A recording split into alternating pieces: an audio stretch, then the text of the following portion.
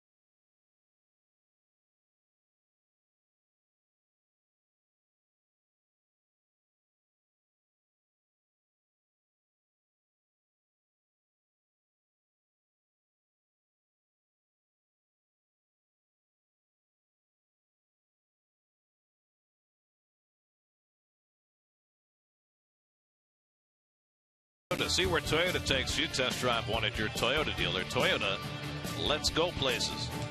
By Geico. By the New York Lottery. And by your Tri-State Cadillac dealer. Visit CadillacTristate.com to search local offers and to find a local dealer near you. Queens' own Curtis Jackson. No. 50 Cent is coming to Citi Field for a concert after the Mets-Padres game Saturday, June 14th. Curtis is just his alter ego. Part of the Mets concert series presented by Dwayne Reed. Catch 50 Cent live in concert June 14th. Visit Mets.com/concerts. Drive Around the Majors brought to you by Honda. Giovanni Gallardo, pitcher, has the walk-off pinch hit double in the bottom of the 10th. Brewers beat the Orioles 7-6. Ben Revere finally hit a home run, first of his career after 1,466 at-bats, but the Phillies lost to the Rockies 6-2. And Colin McHugh, great again. The former Met, now 3-3, 2.8 ERA, 9 strikeouts in 7 scoreless innings. The Astros have won 4 in a row. They shut out the Royals 3-0. Mets looking to make it back-to-back wins to close out the homestand. Bartolo Colon ready to take the mound. First pitch coming right up on a chilly day at Citi Field.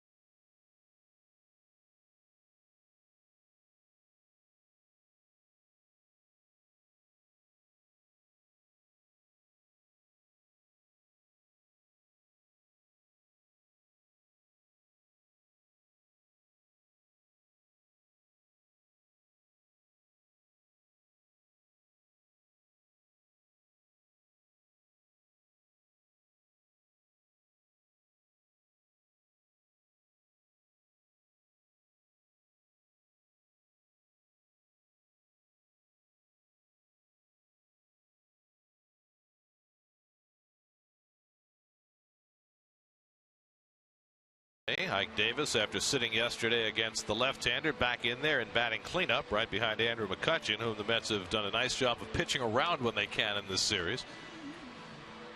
Pirates came in a hot team. They split the first 2 games of this series. Bartolo Colon will try and cool them off this afternoon. Well, the stats, pitcher stats here presented by Caesars. You look at his season stats. I know his last start did not count, but the one before that did count. A beautiful win in Washington when he went 8 innings of baseball. 192 wins for Colon, 7 strikeouts away from 2,000 for his career.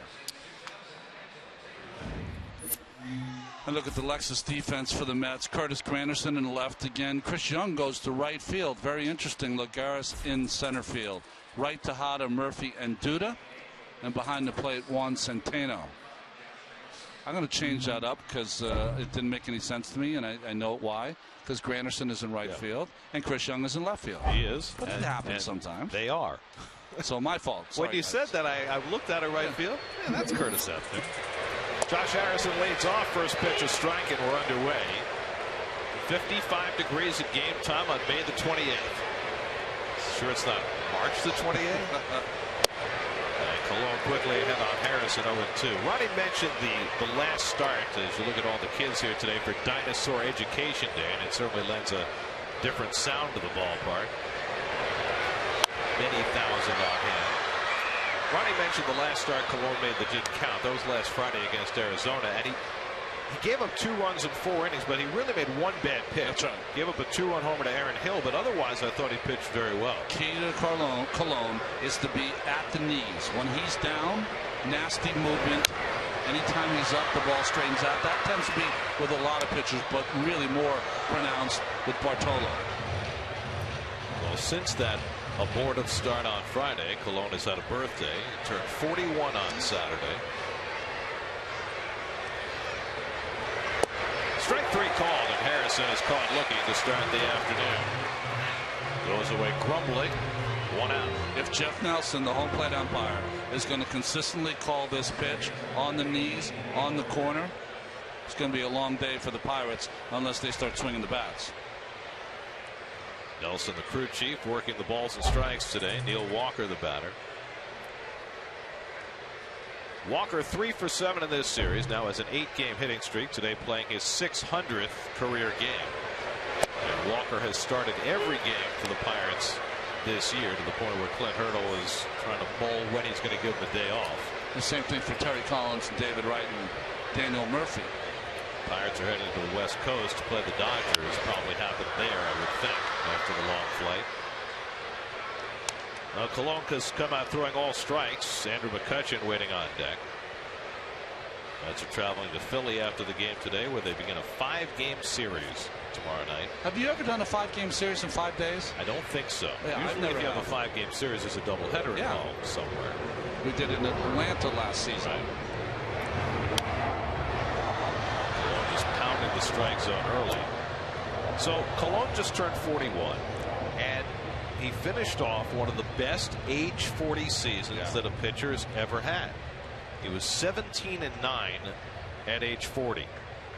The only other pitchers to win as many as 17 games at one age, 40 or older: Kenny Rogers, Randy Johnson, Roger Clemens, Jamie Moyer. All of whom had great success into their 40s. Some might have had help. So, you know, the thing about Cologne, which I mean, try to put it this way, all right? He's 41. I had already been retired 6 years, and he's still pitching at this effective rate. In fairness, Cologne might have had help too. Well, I kind of threw it out there. Into center field, and Lagares barely has to move. And that retires Walker 2 out.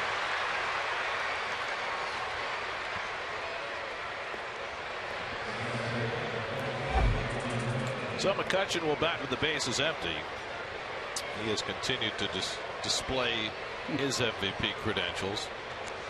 He is just he's got the it factor. I don't know what it is. I don't know how to describe it to you folks.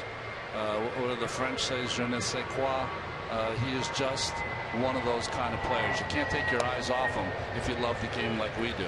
Now, he's done a lot this series. He's 3 for 6 with 4 walks. So he's been on base 7 times out of 10. But to me, what defines McCutchen is after Lagares robbed him of an extra base hit his first time up, he was so determined to return the favor. After he caught the line drive that Lagares hit to right center, he was so enthused because he felt as though he had gotten him back. I mean, that's the kind of player he is. He's got every tool that you ask for, plus, as you say, that's something special. You know, it wasn't until I was traded to the Oakland Athletics. Their captain was Carney Lansford, who was just a fantastic player to play with. Won a batting champion early in his career, batting championship. But he had a saying. He goes, someone robs me, I'm robbing too. I mean, that was his feeling in a game, that if someone robbed him of a hit, he was going to take 2 away from them. Colon almost never walks anybody. He's behind McCutchen 3-1. Colon has issued 6 walks in 58 innings. This is the catch last night. Just the speed to get there. I mean, we're lucky. We have such a beautiful perch here. So when we see the ball, and Garrison, his catch, when we see a ball hit off the bat, we sometimes go, okay, that's definitely a double. And when someone comes out of nowhere, like Puig did last week. Tejada circles around that grounder. Not a good throw, and McCutchen is safe at first. Well, Tejada, who threw the ball so well last night, that time did not get much on that throw. And McCutchen beats it out. Well, he circles around his backhand and then has to make the quick throw. The ball ran up the lane, and by that time, with the great speed of McCutchen, usually you see with a slow runner on that throw, a swipe tag. But McCutchen has too much speed. Probably can't run around your backhand with McCutchen running. So it's an infield hit for McCutchen, his 4th hit in the series, and that gets Ike Davis to the plate with a man on. Ike has had a quiet return to New York. 0 for 3 and a walk. Last night had an opportunity with the bases loaded, or with the bases loaded as a pinch hitter. Excuse me, with 1st and 3rd as a pinch hitter, and was struck out by Vic Black. Good curveball by Vic Black. The Ledger used that same curve to get Gabby Sanchez.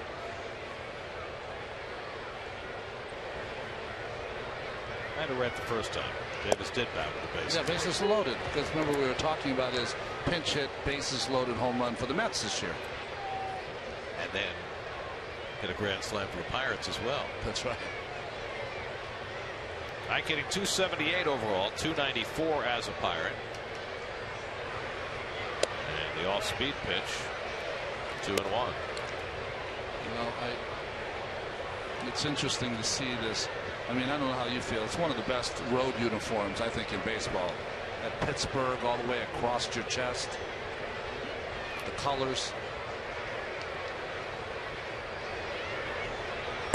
And the number 4 on their right sleeve, honoring the late Ralph Kiner. Beautiful tribute. Simple, but beautiful.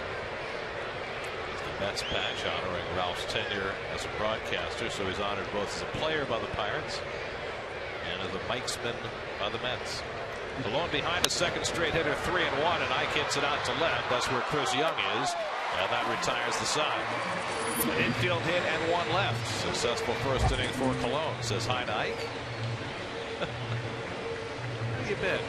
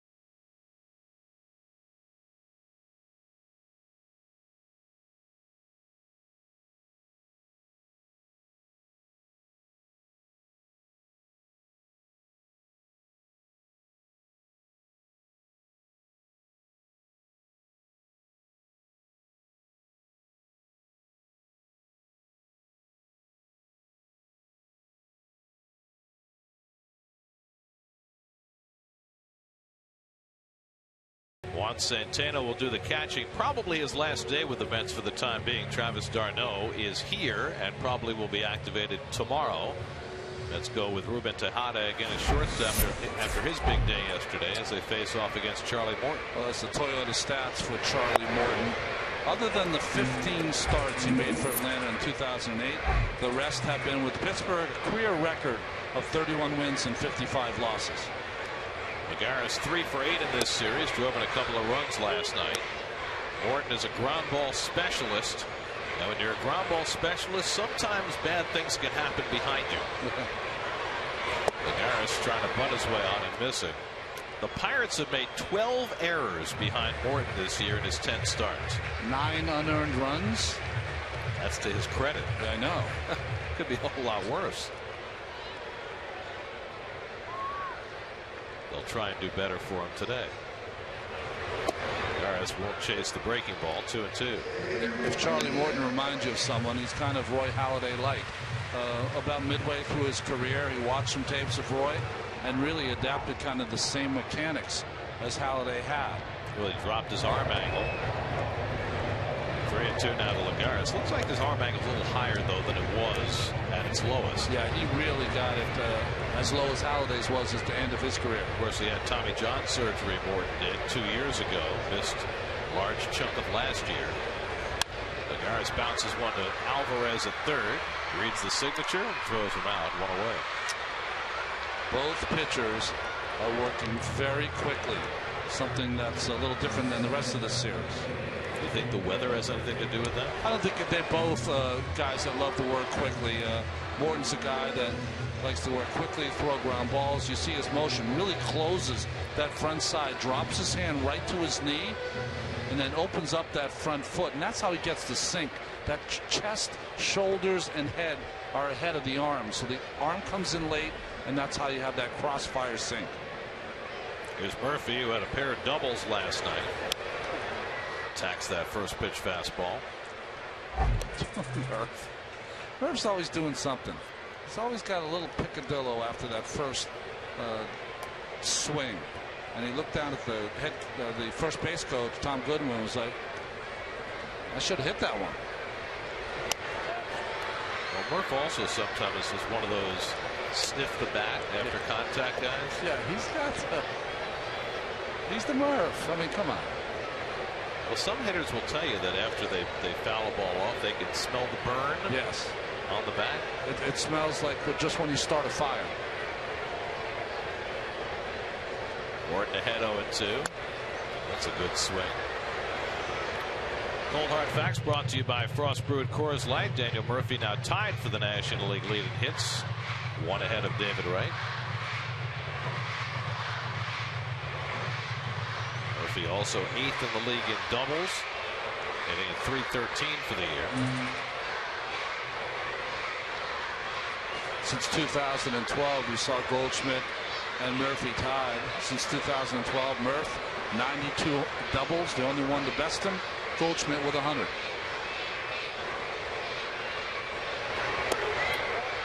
Murphy lays off the curveball at his feet. 1-2.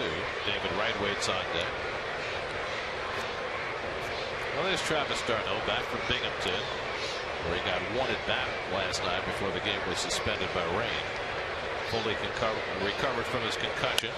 And Murphy strokes one in the left center that'll fall for a hit. Yeah, Daniel Murphy just keeps on hitting behind in the count. Now it's a 6-game hitting streak. You know, one of the things that Keith always talks about on a breaking pitch is you wait and you let it come to you. And I don't think there's anyone better at doing that on the Mets squad than Daniel Murphy. Remember last night he hit a curveball down the third base line for a double and here for a single.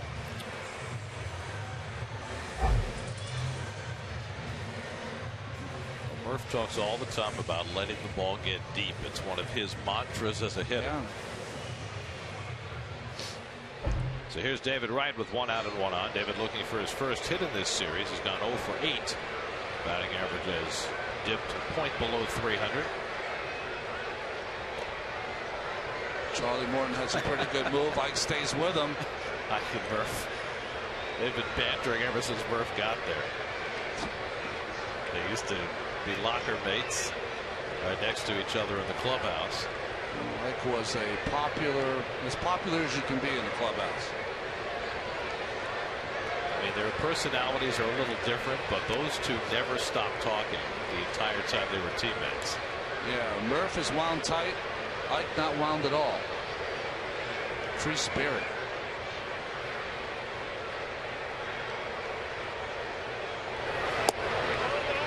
Sicker, half swing, stopped it in time. Scott Barry with the call down at first, 1-0. It's interesting tape David has on his bat, right?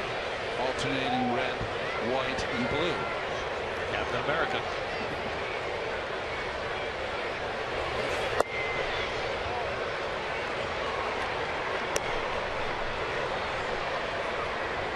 Chris Stewart, the catcher. He's the catcher from the caught for the Yankees the last couple seasons, right? It's unusual. You always notice him because he's an unusually tall, thin catcher. Morton behind 2-0 on right. And David ignores 3-0.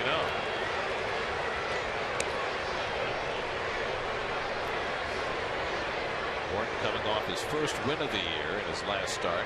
Curtis Granderson on deck. Morton had been pitching well, but between the errors behind him and lack of bullpen support, had not had a win before he beat Washington. There's a strike.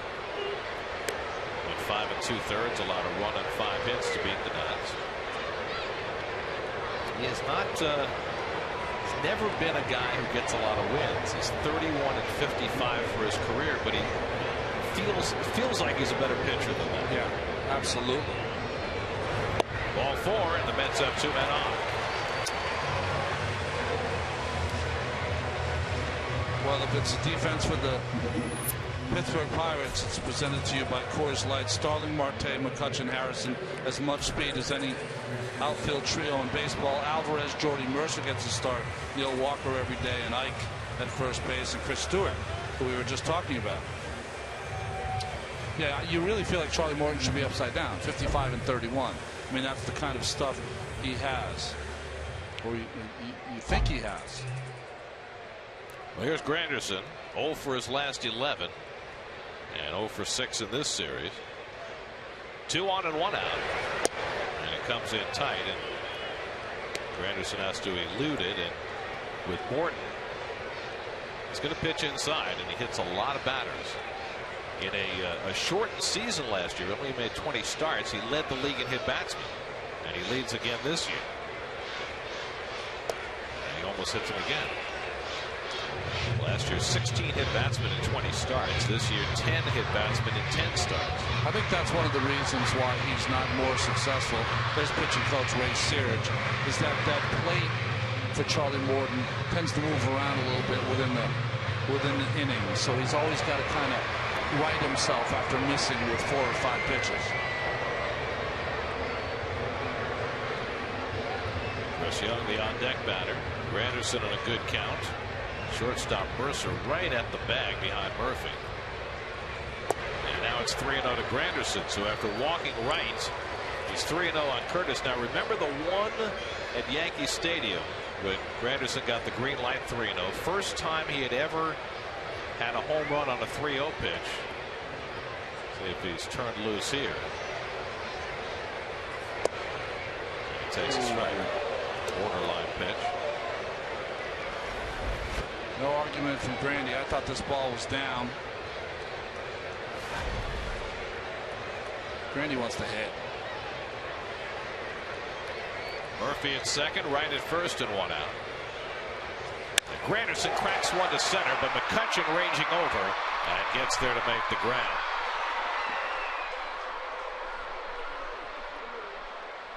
So a good contact by Granderson, but that's the second out.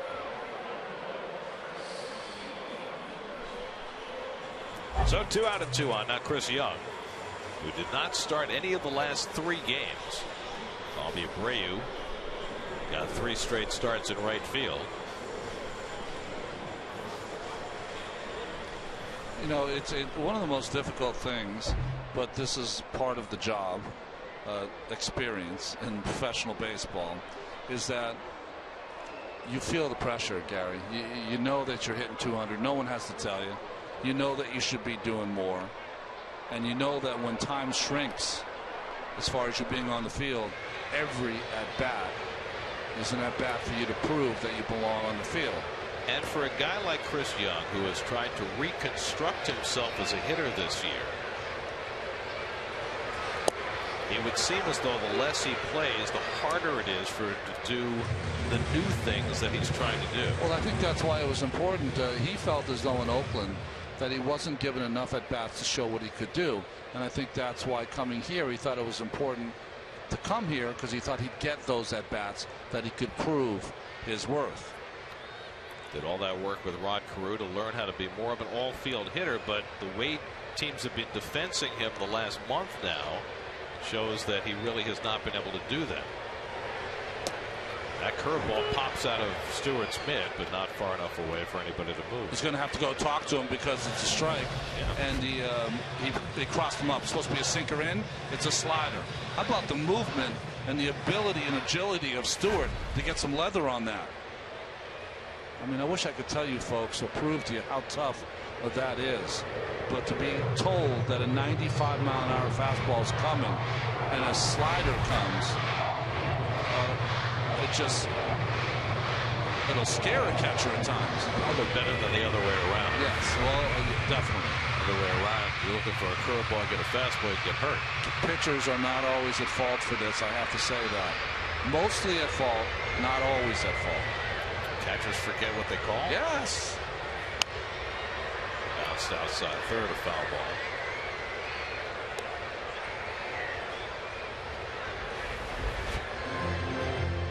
Watch the eyes of Chris Young as he's on that baseball. Follows it right to the bat.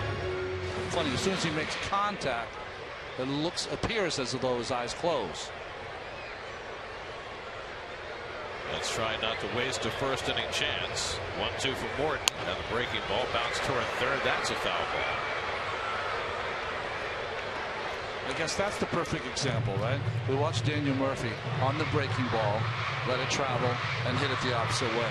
Now with Chris, when he gets the breaking ball in his limited time playing, he pulls it, and it's called a baseball. We've said it many times, rolling over. If you roll over a breaking ball, you're very rarely going to get a hit. You're going to get a ground ball to the left side. Well, with three infielders on the left side, that's not good odds. He's got almost the entire right side to shoot at with only Davis over there. But that's not where he's been hitting it.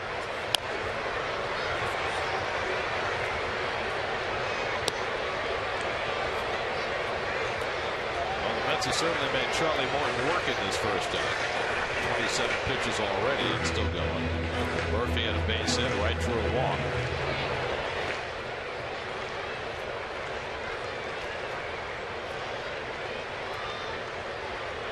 Young has fouled off 3 in a row. And he foul tips that one, held by Stewart for strike 3. So Morton has his first strikeout, and the Mets strand 2 in the opening inning. After 1 at Citi Field, no score.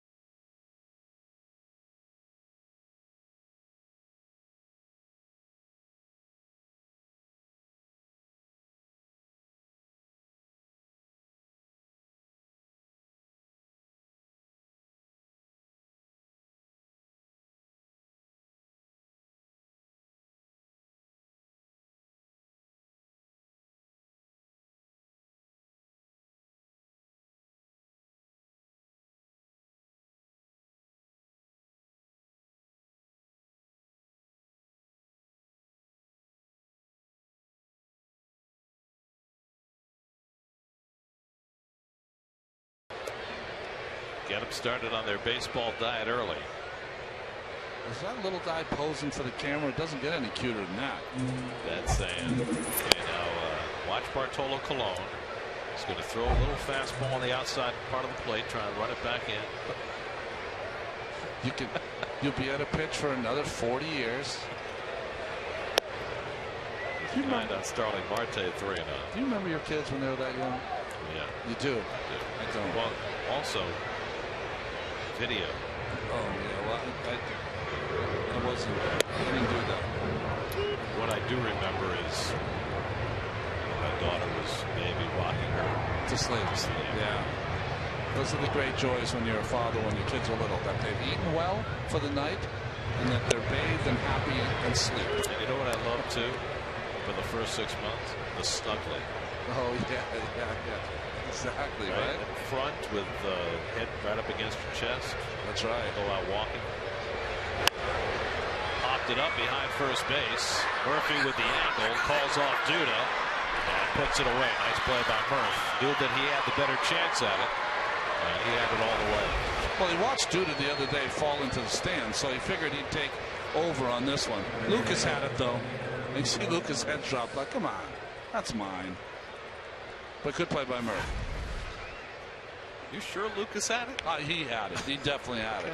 Because his head went down like, come on now. I mean, I know I didn't catch the other one, but I'm going to catch most of them. But you always want your second baseman to catch that ball, don't you? Yes, you do. Another young fan already rooting for the home team. There's Pedro Alvarez, hometown kid. Alvarez 2 for 5 in this series. Last year's National League home run champ.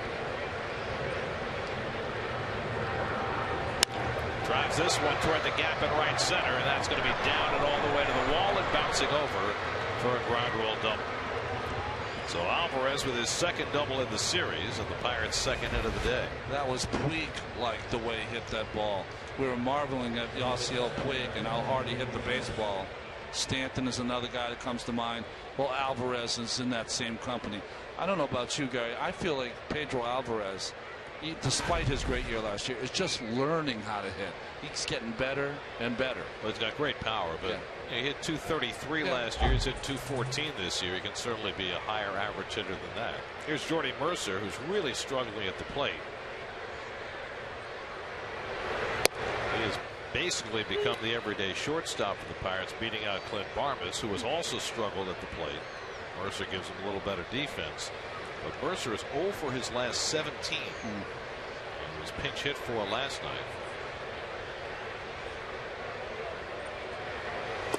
Remember, he hurt the Mets here last year, I believe, with a home run. He had a nice series.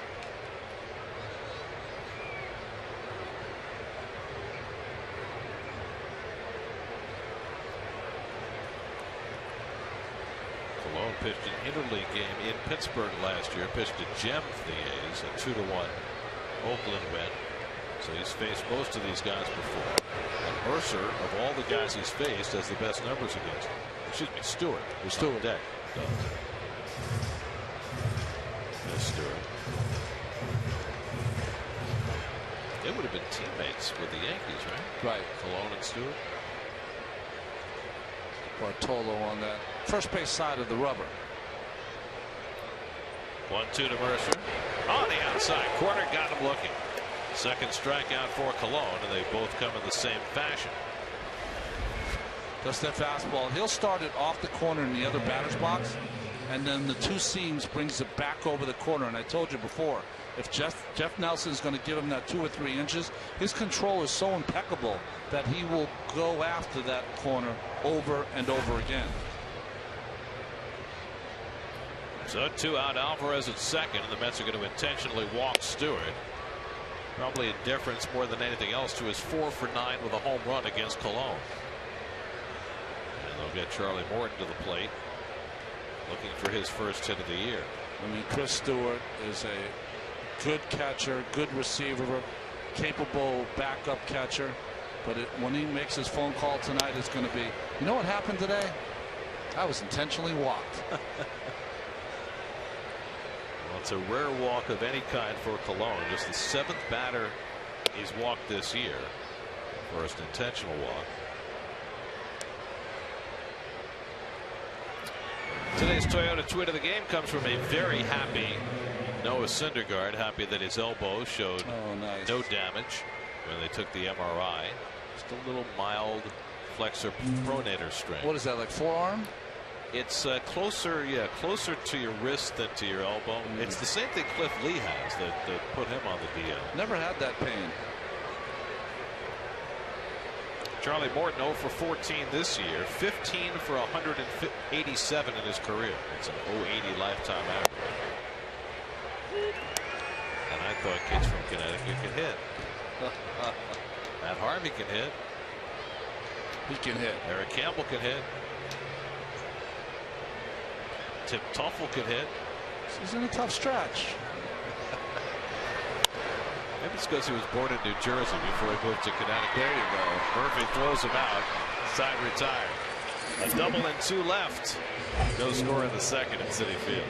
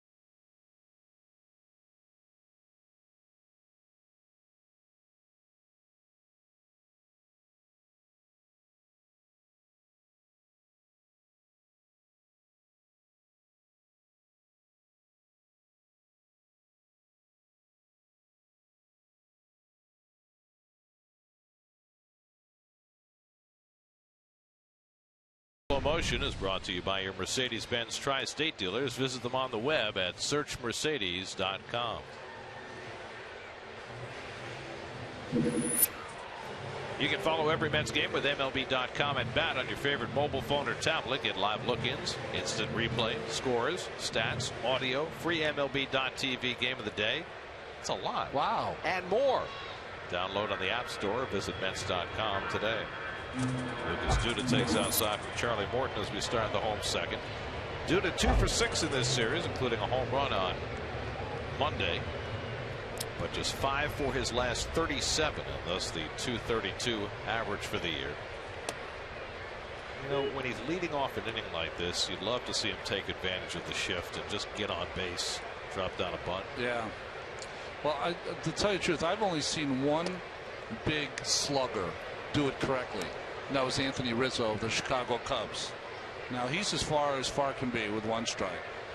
Anthony Rizzo turned around like he was sacrificing, pushed it as hard as he could to third base, and easily had the single. What happens for a lot of these big sluggers, they don't know how to bunt, so they think they have to drag it down there to beat it. They don't. There's no one there. Just turn around, push it as hard as you can, and you just trot on to first if you wanted to. That'll be hard enough so the pitcher can't feel it. Yeah, that's all. That's all you got to do.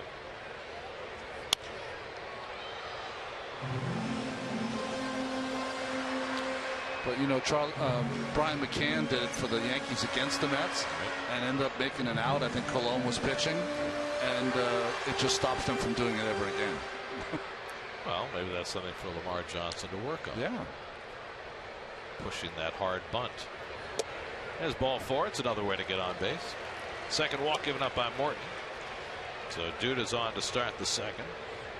And here's Ruben Tejada, who had himself a big night last night with the glove, but also with the bat. On base 4 times, a single, a double, 2 walks, even his first stolen base of the year, and a couple of runs scored. Just reminds me of 2 seasons ago when he hit 285. You know, he showed so much promise, and so to me, it's still in there. You know, it hasn't gone away. Well, it's been interesting to watch because really ever since Wilmer Flores arrived to play shortstop, Tejada's game seems to have switched to a different gear. Now you can call that, you know, the motivation of wanting to save your job if you want. But I asked Terry Collins today about what Tejada's done mechanically, and he said about 2 weeks ago they put together a whole video package for Ruben, just trying to examine what he was doing when he was going well a few years ago. And he said they have made some mechanical adjustments, so he's doing a better job hitting the top half of the ball and not hitting the ball in the air as much, and we've seen that. Well, I love that. I think many times when you are in a bad stretch, you start analyzing every at bat and what you're doing wrong. I think it's much better to do 2 things. One, look at the times you're going right, and when you are going right, to occasionally look at a game and see, well, I know I went 4 for 4. Why did I go 4 for 4?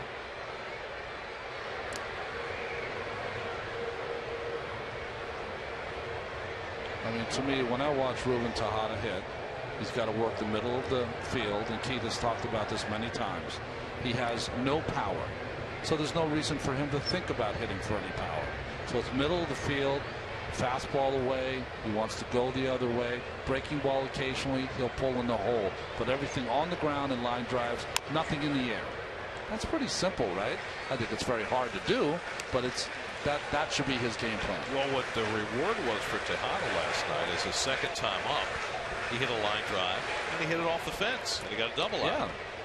His extra base hits are going to split outfielders or be kind of a mistake that he gets under just a little bit. Juan Centeno on deck. Duda at first and nobody out. And that one bangs off Tejada's leg. Because the bottom line is Tejada's down in the heap, and they're going to get the trainer out there to have a look. Got him in the knee, I believe. Does he foul it off his knee? Yes, yeah, right off the kneecap. Outside right kneecap. That is so painful.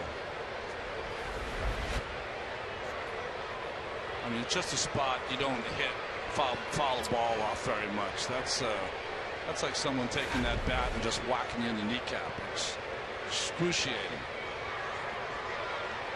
Brian Chicolo, the assistant trainer, out to see whether it's something more serious. You know, players are taught from an early age that once you hit a ball off your knee, ankle, whatever, you're supposed to pop right up and pretend nothing happened.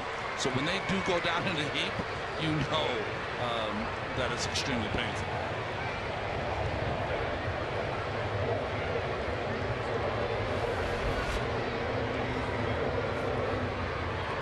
And the only way you can foul a ball like this is that you're a little late on that ball and it got in so deep into your kitchen that by the time you swing, you're really just fouling it straight down.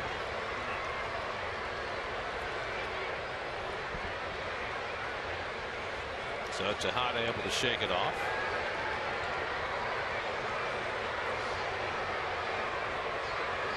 Gives the 2 first base mates a time to reminisce. Oh, they were good friends, right? Still are. I mean, that was always the case, even when they were pitted against each other. Well, it shows to me how professional both gentlemen were through the whole thing. That goes to the backstop, and Duda will go down to second. Slider that got away from Charlie Morton. Well, we saw a lot of wild pitches in last evening's games for the game for the Pirates, and we're seeing it again. You know, this pitch is a pitcher's bat way out of the strike zone, But I've seen Chris Stewart. He'll tell you he should have kept that ball in front of him.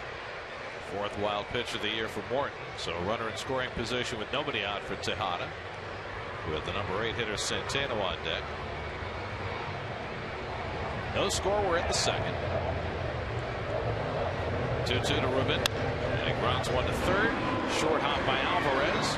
And he throws him out. So Tejada unable to advance due to one away.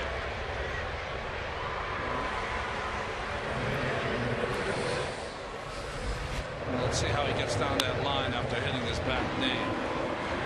That's good. There's no limp or anything involved, so that's a good thing. And the trainer now will either get some ice on it or something. So here's Centeno making his 6th start behind the plate. 0 for 4 in this series. 5 for 18 in the big leagues this year. Two things happening here for the defense for the Pirates, and they shift as much as any team in baseball. One, Jordy Mercer's playing up the middle, holding Lucas Duda on at second base. Why? Don't know. Second, if you've been watching Centeno's limited at bats in the major leagues, he hits the ball over to the third base, left side of the defense. Why wouldn't you have the defense there?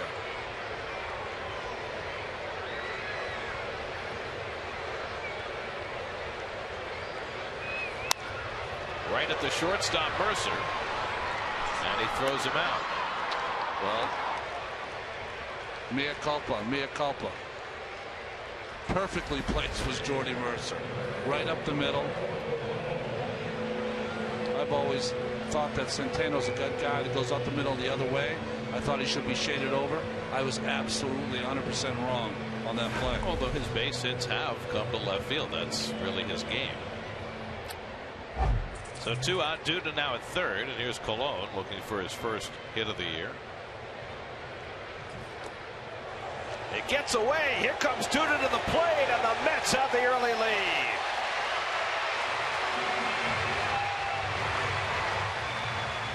Well, the Pirates have just had a dreadful time of it the last 2 days, keeping balls from going to the backstop. That's 6 of them now in the last 11 innings. Well, it's a sinking fastball by Morton, and Stewart did not get down to block it. Colon did not know what was happening. I'm surprised because Colon has been working on this play. When it's in the dirt, he'll swing over the top of it, kind of confuses the catcher, so it goes to the backstop. Well, that's Ronnie, correct me if I'm wrong. That's inexcusable. Yeah, you can't throw a wild pitch with 2 out and the pitcher up with a runner at third. At this level, you can't, especially when you're going to get that result. Colon strikes out to end the inning, but the Mets score without benefit of a hit. Walk, a ground out, and 2 wild pitches. That's enough for a 1-0 lead.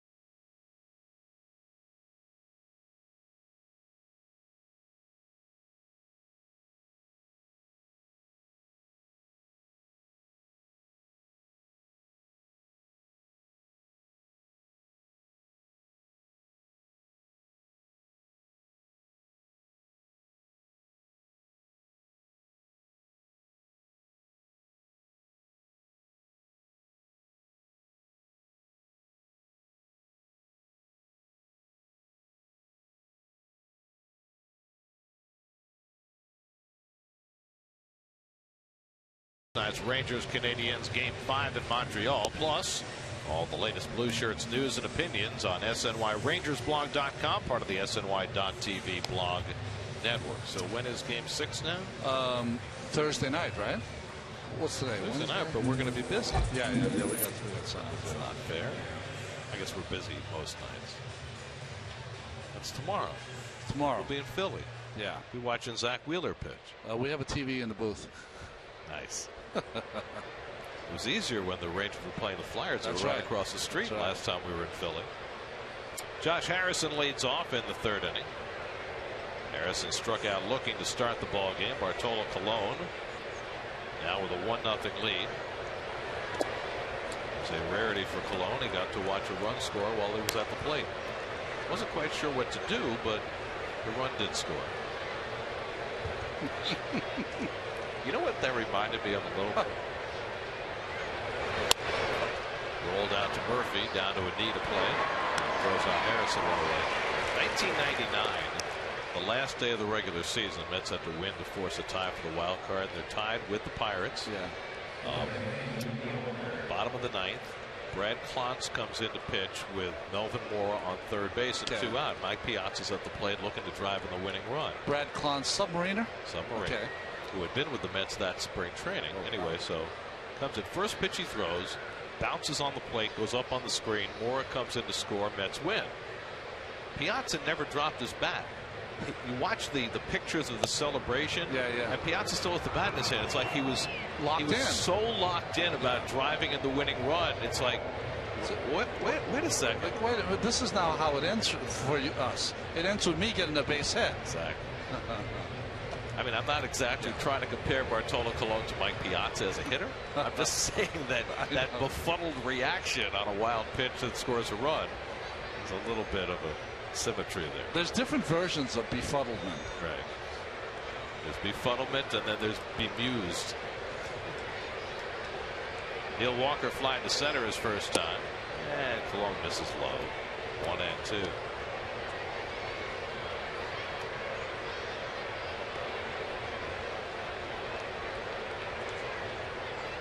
Bartolo uses an unusually small glove. It's more of an infielder's size glove. Strike 3 call. He got that 2-seamer to bend over the plate for his 3rd strikeout. Well, we're going to criticize the Pirates here. One, if the pitcher's up, you can't throw a wild pitch. But 2, if you're Chris Stewart, this is a pitch you got to block. I mean, it hits after the plate. He tries to field it with his glove. To me, that's a 1 o'clock Wednesday game. Not everyone's awake yet kind of play. Let me play devil's advocate just a little bit as McCutchen stands in. If you're a catcher and you call a breaking ball, you kind of expect that it might bounce and you have to block it. But when you call a fastball, how do you anticipate that? Well, one, I think that it is. It's the most difficult play for a catcher. McCutchen hits it out to right. Granderson should have room. When they call for a fastball, they assume that it's going to be in the zone. But Morton's been all over the place the first couple of innings. You should anticipate any pitch being arrived. Shutdown inning for Colon after getting the lead. 1-0 Mets in the 3rd.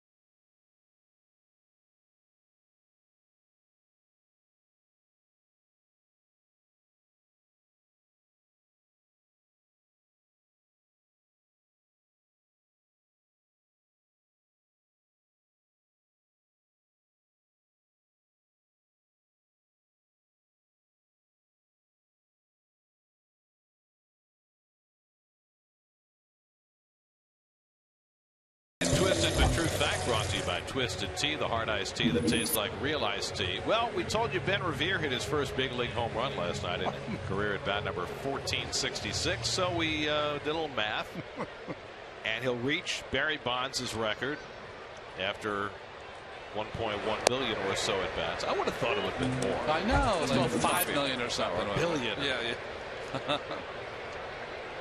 Juan Lagares grounded out his first time up and takes a curveball for a strike from Morton. 0-2. Look at that. Got your iPhone, got your iPad, got your mid-sized tablet. We were on the road somewhere. We had a day game, and I went out. I don't know, you guys were busy or something. I was just by myself having dinner. I was sitting in the view of 8 people under the age of 30 having dinner. Not one of them spoke to the other person, and they were all on their phone the entire time, only to look up occasionally when the waitress would come by or the waiter and ask what they wanted to eat. Lagares strikes out on the curveball. Third strikeout for Morton. Well, it was hilarious. How about benefit of the doubt? They were texting each other. No, I think they were. Because occasionally they look up and there'd be a smile. But that's it. I mean, no conversation. But you don't really need a smile. You could just throw an emoji. Emoji, exactly. Exactly. I mean, we're just the opposite. We get us together. It's conversation until we drop. But younger generation, a little hipper, a little different. Morton throwing a lot of curveballs here in the third inning. Murphy hit a curveball in the left center for a base hit his first time up. The only Met hit in this game. They got their run without a hit. Walk, wild pitch, ground out, wild pitch, bringing Duda home in the second. Morton moves him back 1-1. David Wright on deck.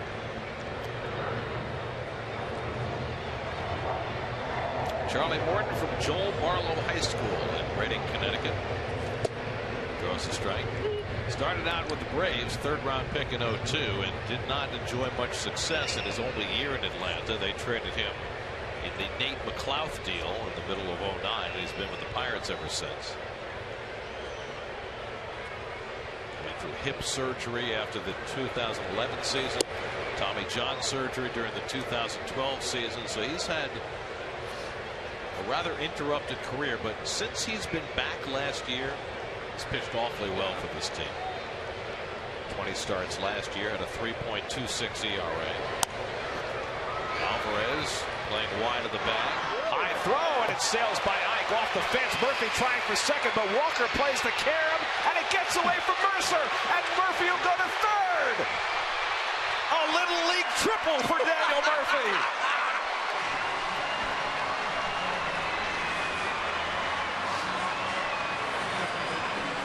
Some truly awful fielding on the part of the Pirates.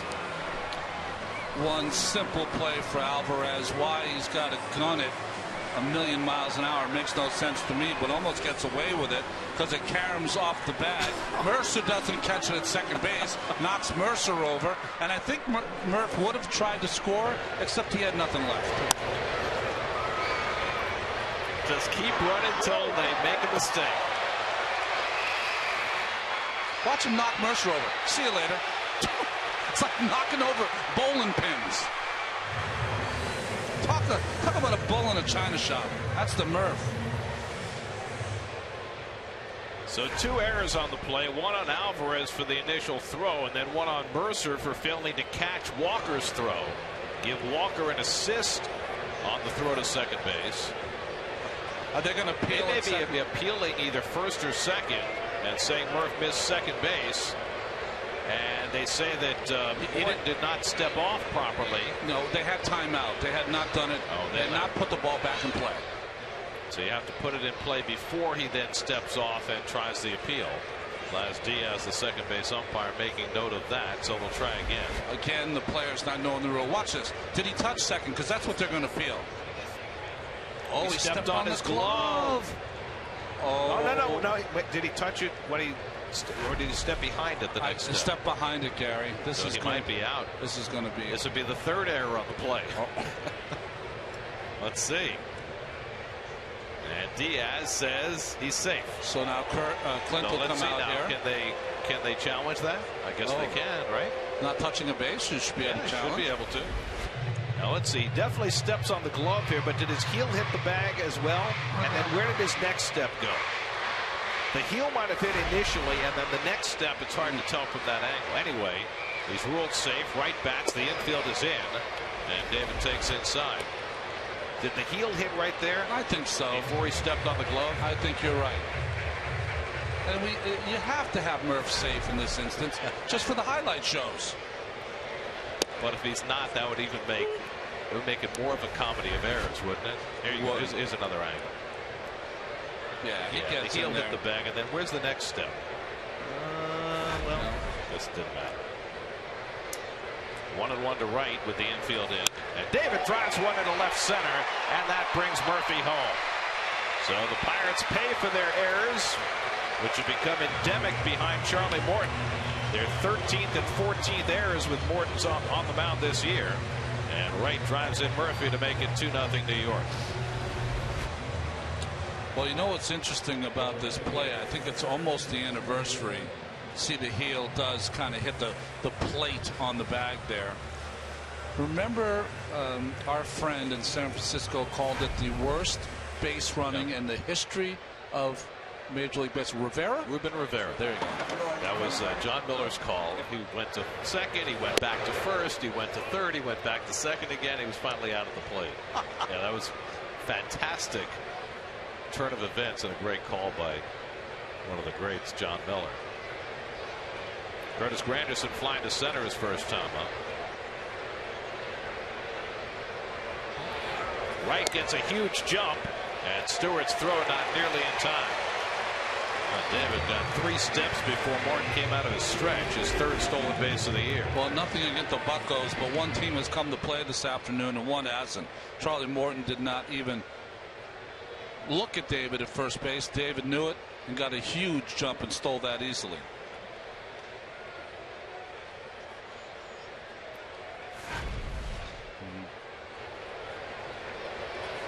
David always looks faster for day games because he hikes those pants up. He always look faster with the pants up. Huh? Is it true? I think so. Not if you got the fankles. You can't have those. Or the 14 errors now. 2 on 1 play in this inning. Roll to Walker. He makes sure of it and throws out Granderson for the second out. So Granderson now 0 for his last 13. Wright goes to third. And now there are 2 out. The Pirates made 3 errors on Monday. 1 error last night. 2 errors today. That's 42 errors for the season. And they're playing their 52nd game. Here's Chris Young with a runner at third and 2 out. What do the Mets have? 28, 29 errors? Mets have 30 errors. 30 errors? Yeah, they made 2 last night. That's that split finger change that Morton throws. Takes the grip right away. Time call for by Stewart.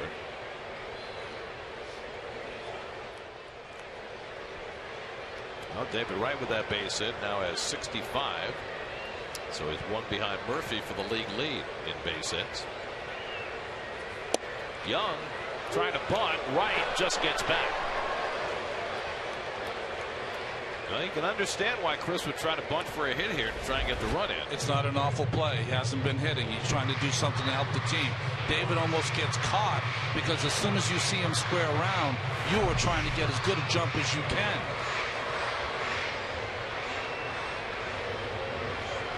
There's that shift again that you don't see too many players. Shift on the right-hander. And he hits it right down to Alvarez. He makes a true throw this time to end the inning, but the Mets get a gift run. 2 errors on 1 play.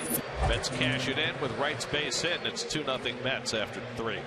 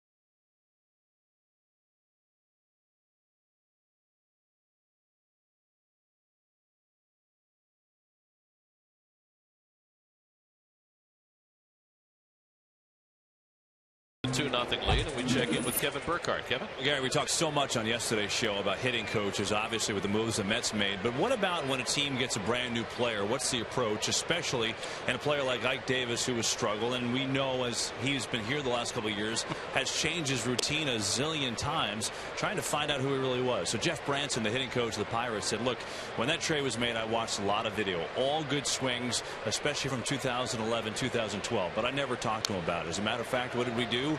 We went fishing. Garrett Cole, Branson, Ike Davis, a couple other coaches on their off day, they went fishing and talked and got to know each other. Branson said, I think trust is so important. There was no need to bring up anything about what he was doing. I just wanted to let him play, get to know him, and really allow him to trust me. That is the biggest thing. And I said, well, when will you bring this stuff up? I said, I looked at some positives, and really, I think it's a process. I think first he comes to me with a couple things that he's seeing. Then maybe I'll suggest one or two things, and then we just have a common ground relationship after that. And then moving forward, it's just kind of take it as it comes. But it seems simple. It seemed easy. And Ike Davis seems happy so far. Gary? Well, one, incredibly smart from Jeff Branson. I think that not only do you get the reports on swing, hits, 32 home runs, all that stuff, but you get also the reports on what kind of human being Ike is and what kind of makes him tick. And I've always seen Ike as kind of a free spirit guy, a guy that would maybe do a little better unencumbered with tons and tons of things. So to have him go out and let's just go fishing, have a cold one, talk and get to know each other, and we'll, as we move along here, we'll work with each other to get the best out of you. I think that's a pretty cool way to go about it. Kudos to Mr. Branson.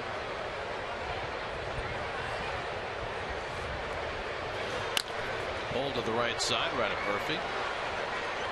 And he throws out Davis one away.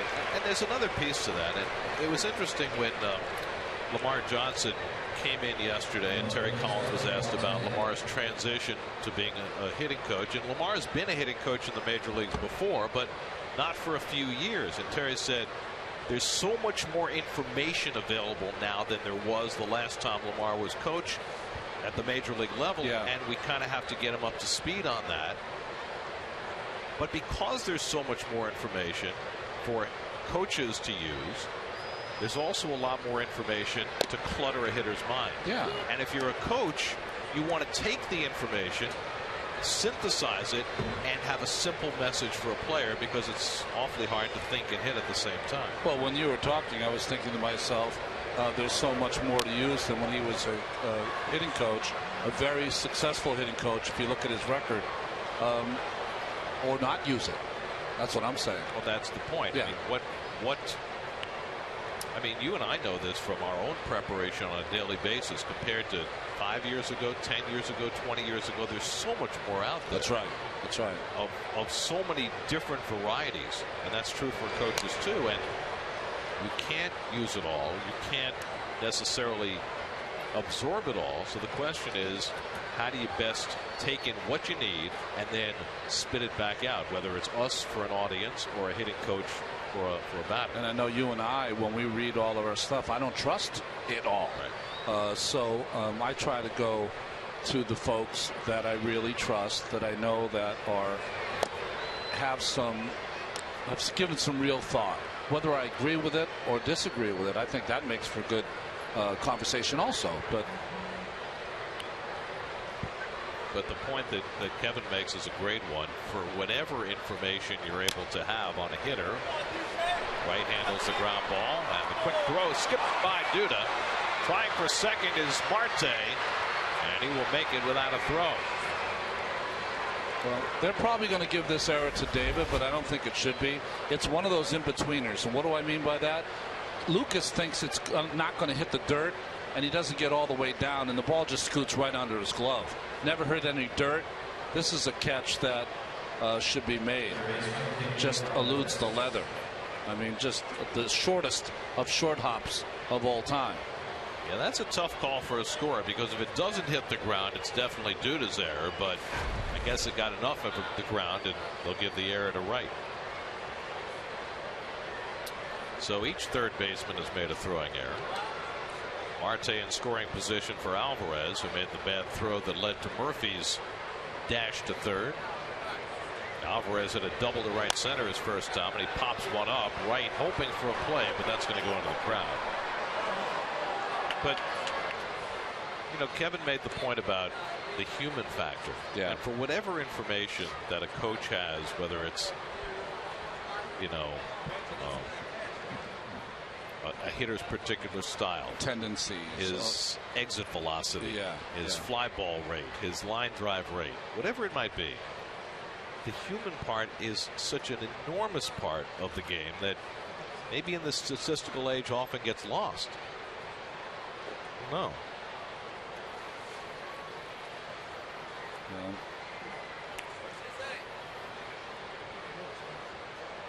Everything that can be counted doesn't always count, and things that count can't always be counted. And for those people out there, it's not Bill James who said that, it was Albert Einstein. So good thing to keep in mind. Starling Marte at second with one out, and a breaking ball misses from Colon, 2-1. I think that it'd be foolish not to have all of the stuff at your disposal. I just think it's so hard to hit that you've got to, at some point, have the information, but when you go up to each at bat, have that clear mind of Colon, ball out of hand, reaction, innate tremendous ability I've been blessed with, and let it happen. I don't know how you do that. Well, it's hard. Yeah, and that's the whole point. And you know, you want to do as a coach everything you can for your player to make it easier. And sometimes the information makes it easier, but you just wonder sometimes whether too much information makes it harder. And the one caveat I'll add to it, Kevin's report on Ike and Jeff Branson, is that you have a manager who was a Sports Illustrated cover boy, was supposed to be the next player, and fell on the hardest of hard times, harder than anything that Ike's gone through. I think that he'll have some sympathy and empathy that he'll get and give to Ike that I could probably not get anyplace else. Fourth strikeout for Colon as he throws a fastball by Alvarez. Colon will, if you allow him to, he's like the hibachi chef. He'll just chop you up because he knows so much about your weaknesses, and he's so precise with his pitches that when he's on, he just goes for the jugular. It's fun to watch for someone like me that used to try to reach these levels. Can he flip the knives in the air? No, but he can throw the shrimp in your pocket. In his hat and in your pocket if you have to. Did you ever go to the Rods of Japan in Chicago with Doc? I did once. Could only go once because it was such a food-a-thon. That man, for a skinny guy, which he was back in the day, could eat more than any human being alive. Well, he used to order Rod of Japan's folks that have been to other kind of Japanese steakhouses, you order kind of the meal and it comes with everything.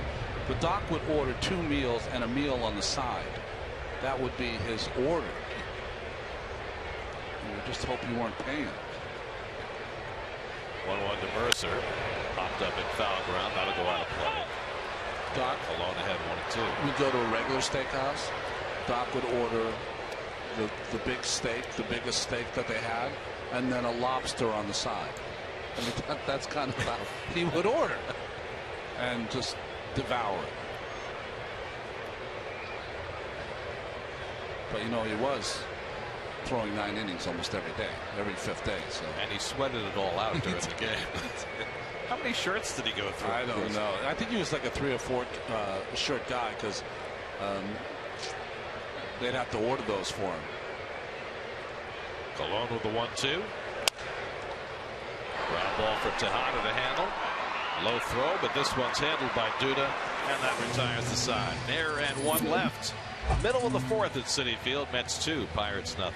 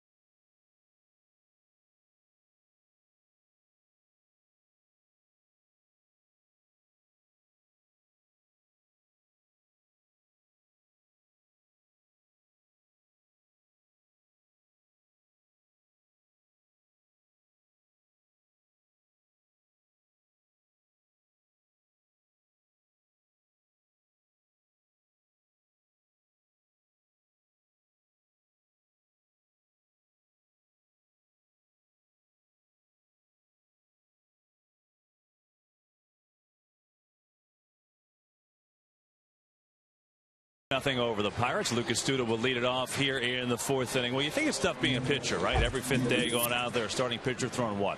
110 pitches, something like that. Then having to throw your bullpen, rinse, wash, repeat, come back in the fifth day and do it all over again. What about being Dave Racanello, the Mets bullpen catcher, who throws batting practice every day? A little bit slower than this video shows, but this is Rack the other day. 160 batting practice pitches. How do we know? We sent Jimmy the intern out to count the other day. I mean, he had nothing else to do. He had a coffee. Might as well go and count Rack's pitches, right? 160 batting practice pitches. Yes, why is that a big deal, fellas? Well, Rack has been here for 14 years. So in my math equation, that equates to 362,880 batting practice pitches as Duda goes down on strikes. He laughed about it when I talked to him, and he said, you know, that sounds about right. He said, you know, and you consider catching all the pitchers, games of catch, long toss. I probably throw about 300 throws a day. So, guys, what we determined is that when Rack hits the 1 million throw mark, banners are going to come down, streamers will fly. It'll be a momentous day here at Citi Field. Like a dog show. You know, the Mets have had a history of some unbelievable coaches that have thrown batting practice. Buddy Harrelson, people will tell you, threw as well as anyone. Look at Rack's done it all. See that last note there? We're going to Philadelphia for 5 days. Rack has the record of 14 cheesesteaks in 1 day. What can he do in a 5-day series? Now, in one day, like at the ballpark, they just started bringing him, and he just ate them throughout the whole clubhouse. Yeah, that was on that rain delay that we had. Really? Yeah, that was the rain delay where they had the record holding contest. We sat for 10 hours waiting for the plane. That one. I ate Del Frisco's on that day, boys. Sorry. You're way ahead of Rack. Let me tell you. 14. Now were they Pats, Geno's, Jim's? Do we know? What manner of cheesesteak? I think they were Phillies Clubhouse cheesesteak. So I'm not sure. So local brand might not be Cheese Whiz.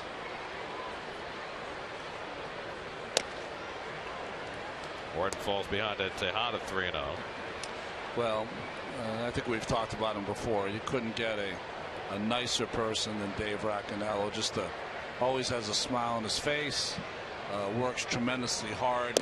One of those folks that, you know, the ball players get all the acclaim, but there's a village of people that work behind the players to make things work, and Dave's certainly one of the biggest and brightest. You ever check him out on the treadmill?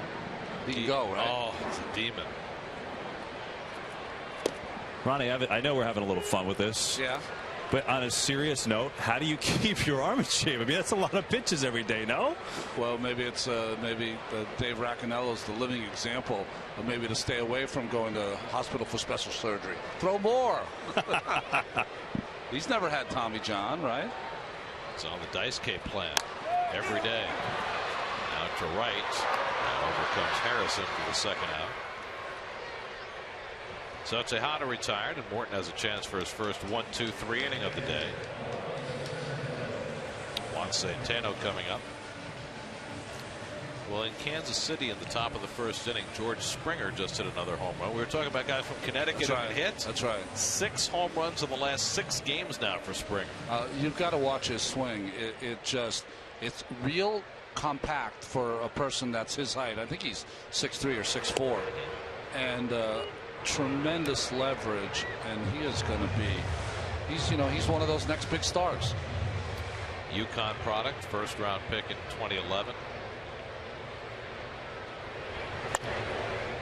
Pulled to the right side, and Walker's got it. And Morton has that 1-2-3 inning. We've played 4 now at Citi Field. Final game in the homestand. Mets trying to take the rubber game from the Pirates, leading it 2-0.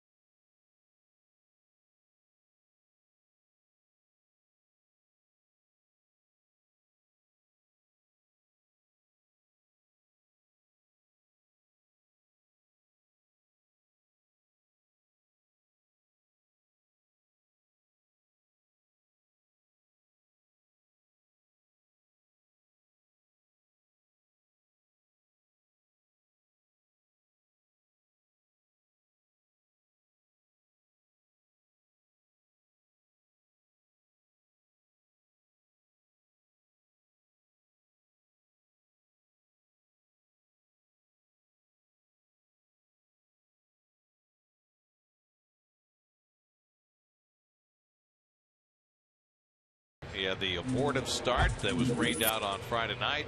8 innings in his last official start in Washington, where he pitched very well, and 4 scoreless innings under his belt today. He'll face 8, 9, and 1 in the Pirates batting order in the 5th. Stewart, Morton, and Harrison. That's with a 2-0 lead, fashioned by Pittsburgh miscues. 2 wild pitches bringing in 1 run, 2 errors helping with the other. Are the Dodgers in town? Wow. That's Brooklyn all the way.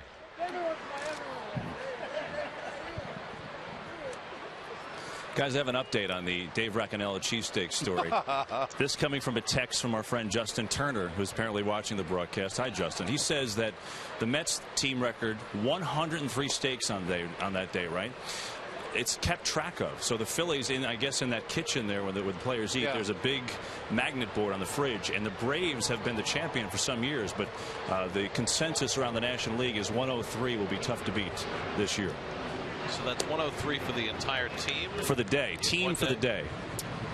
And Racaniello has the 3-day record, a 3-day steak record of 17. Wow. I'm a little disappointed. I would have thought, between 25 players, coaching staff, training staff, with a 10-hour wait, they could have gotten past 103. I mean, you do have to move on the field, Gary, at some point, no? Well, but I mean, they weren't doing any moving that day. They had plenty of time on there. Oh, that's when they canceled the game, like at 2 o'clock in the afternoon. Right. I get it. That's the 5th game of our series coming up on Monday. 2-2 to Stewart.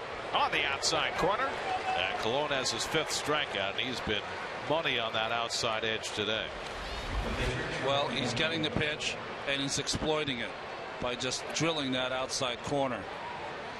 Colon, it's just fun, like I said, to watch him and his preciseness with his pitches. And hey to Justin, what a game you had with that Ryu's perfect game. Made 2 unbelievable plays to keep that intact through 7. And how about the 16-pitch walk? That's right. Which, I don't know, might have kept Ryu in the dugout a little too long. Elias said the longest pitch number walk by anyone with red hair in the history of the game. Really? Yes. Rusty got the 15. Shane Dietz? Shane Dietz, never there. Wayne Garrett? Did you see that Abreu just passed Red Shane Dietz with his base hit last night? Strike 3 called, and Morton is out on that outside fastball. That's 6 now for Colon. Now this is now a pitcher who couldn't hit talking about hitting. At some point, you have to make an adjustment to this pitch that we are in the 5th inning that Colon is throwing. I mean, I'm not saying that you got to hit it. It's a tough pitch to hit, but at some point you got to move closer and swing at it because it's going to continue to be poured in there. Here's Josh Harrison, and he takes a strike. Harrison went away grumbling when he was called out on strikes in the 1st. Colon has struck out 6. 5 of the 6 have come on call 3rd strikes. Harrison now 0 for 11 in the series. He came in a red-hot hitter. That one sells. When Colon gets it going pitching, it's almost like watching someone in a bowling alley when they're on a roll, and every time they throw it down the lane there's another strike. I mean, he's got the feel. Just not using the hook. Without the bad shoes too. Line to the left, a base hit for Harrison. Chased down by Young. Nice job by Chris. He'll hold Harrison to a single. So the Pirates have their 3rd hit of the game, and Harrison has his 1st hit of the series. Rare breaking ball here by Colon. A little spinner right in the middle of the plate. And you're right about Chris Young. Great hustle. Ball was hit right on the nose. Had to use all that speed to get there backhand and hold Mr. Harrison to a single. This kid is a fantastic athlete. Look like Ron LaFleur getting out of the box. You have to Google him, folks. Ron LaFleur was an 80 stolen base guy when he was with the Tigers. Played for the Expos too, right? L-E capital F-L-O-R-E. They made a movie out of him. That's right. LeVar Burton played Ron LaFleur in the movie. He had quite an interesting life. Neil Walker is 0 for 2. Fly down, struck out. And that one goes to the backstop. What is going on today? Harrison down to 2nd. That one looked like got through the 5-hole on Santana. There was a lot of this in the Canadians Ranger game last night, and one here this afternoon. Right in the 5-hole underneath the leather of Centeno. Wild pitch charge to Colon, his 1st of the season. I mean, Centeno is pretty low to the ground. You wouldn't figure the 5-hole would be available. I think it'd be about like a 2.5-hole. I mean, he's more Tony Esposito than Ken Dryden. Right.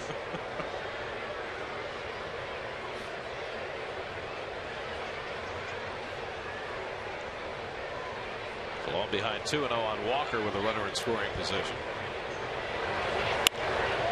Into right center. On comes Granderson. And over comes Lagares. And that's all you need. Just a little Lagares to get Colon through the inning. 5 scoreless for Colon halfway through 2-0.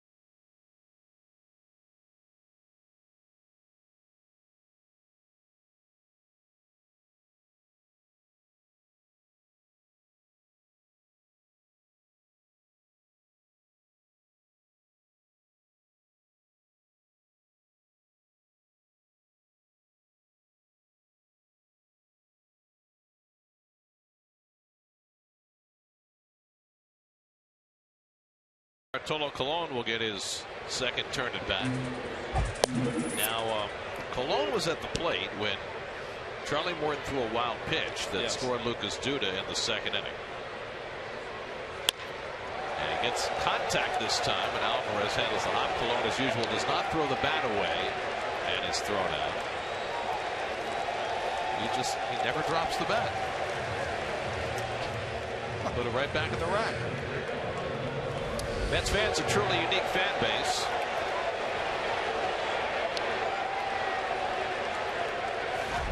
As we said, Met fans are a truly unique fan base. Now some familiar faces who turned their love of the team into a career share their thoughts on being a loyal supporter. Find out what traits they think are needed to be considered a true diehard fan on Mets Insider, presented by W.B. Mason, Sunday at 5, only on SNY. Here's Lagares, who's 0 for 2, grounded out, struck out, tries to bunt. It hugs the line, but goes foul. So going back to Colon, he was at the plate, and the wild pitch scored Duda. Yeah. And I've had several people text me and tell me that Morton struck him out on 2 pitches. Yeah, I thought maybe I missed a pitch because I thought it was 2 pitches also. Is it wild true? pitch happened. I don't know. Yeah. We have to go back and check the video. The wild pitch happened. That was strike 1. And I looked up at the board and it said 0-2. Yeah. So I don't know. Maybe one of us missed a pitch. Well, we got that big new expensive truck. Come on, boys, let's go. Now the folks in the truck just told us they checked, and they said it was 3 pitches. Then what are your friends doing? I don't know. Maybe they missed a pitch. Maybe they were doing whatever we were doing, chuckling at Colon's reaction to the wild pitch. Right now, 4 or 5 strikes. It doesn't really matter. Yeah, probably made contact this time. He did. What's the thing with not dropping the bat? Does he not want to bend down to pick it up? The bat boy will pick it up for him. He's a clean freak.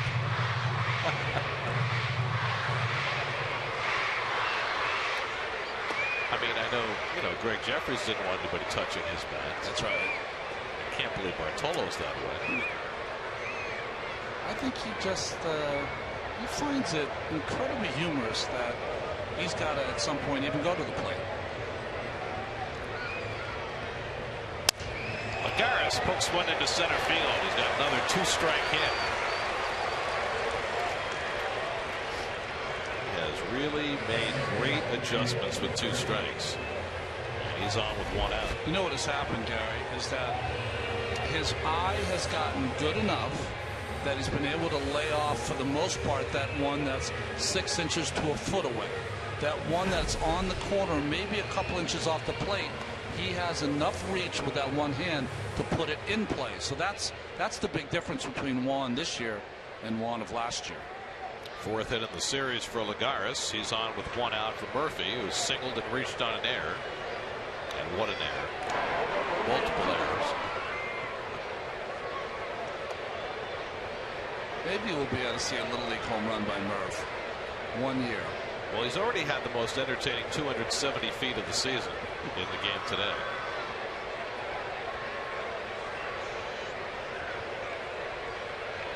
Pitch out. Lagares, who does not have a stolen base this year. I mean, who pitches out for a guy who doesn't run? Mr. Morton has a decent move. Lagares did not have a big lead there. David Wright and Daniel Murphy, 1-2 in the National League in singles. Murphy with 66 hits leads the league. So Lagares runs the next pitch, and Davis makes the play at first. How about that? They pitch out, so what the heck? You think I'm a base stealer? I'll steal one. Turned out not to be a stolen base, but they get the out. Well, not bad luck, just good fielding by Ike, who gets off the bag, but remember, he has that long wingspan and able to make that play down the line. Now, that was not a hit-run play. No. That was just Lagares running because they pitched out the previous pitch. It was run, and Murphy was up, which is hitting. I mean, swing the bat.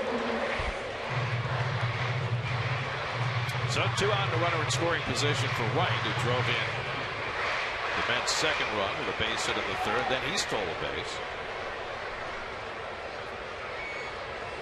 2-0 New York, fifth inning. And Stewart able to block this one. It's been an effort for Pirate catchers in this series. Also, Martin last night let 4 wild pitches get by. And Stewart has already seen 2 go to the backstop.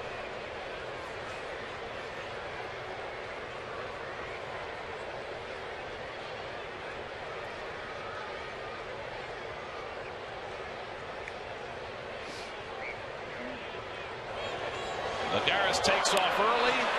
Is that the 4th time this year Met has done that? Taken off before the pitcher came out of the stretch and been thrown out. It's like an epidemic. Boy, it's a close call with Morton there, but just another bad play for the Mets. What do you say? Leaving David right at the plate. Lagares is thrown out.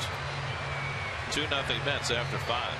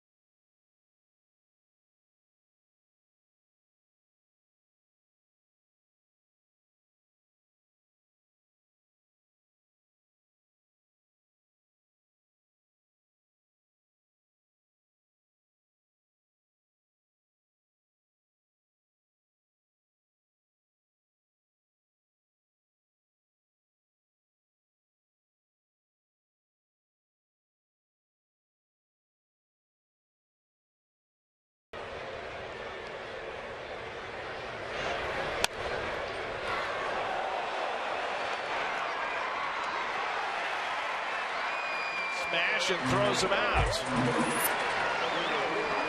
That's a way to start the 6th inning. Well, David, that ball's by him, and I love that he gets up and throws a strike over there to Duda. How many balls has Andrew McCutchen hit that have just been robbed of hits by the Mets defense? I mean, you have no time. I could just let you folks know how quick this ball gets on you. And the ability to get up and then fire a ball across the diamond for a strike. Great play by Wright. They do call it the hot corner. Yeah, they do. And he can hit some hot shots. Like Davis takes a fastball for a strike. I go for 2 today, 0 for 5 in this series. So that fine play by Wright helps Colon get the first out in the 6th. He's retired the leadoff hitter in every inning. And now poking ahead on Davis, 0-2. Bartolo Colon approaching a milestone. His next strikeout will be the 2,000th of his major league career.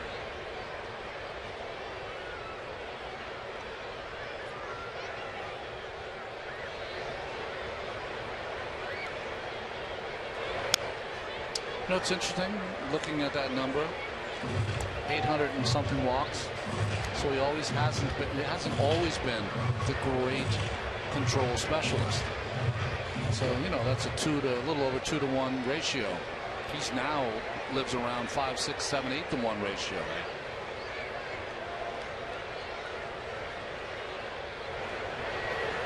Struck him out. Oh. Nope, he got a piece of it. Just got a piece to stay alive. He'll spend his time throwing two-seamers 88, 89, and then he'll hump up and let one go 93. Will Bartolo Colon.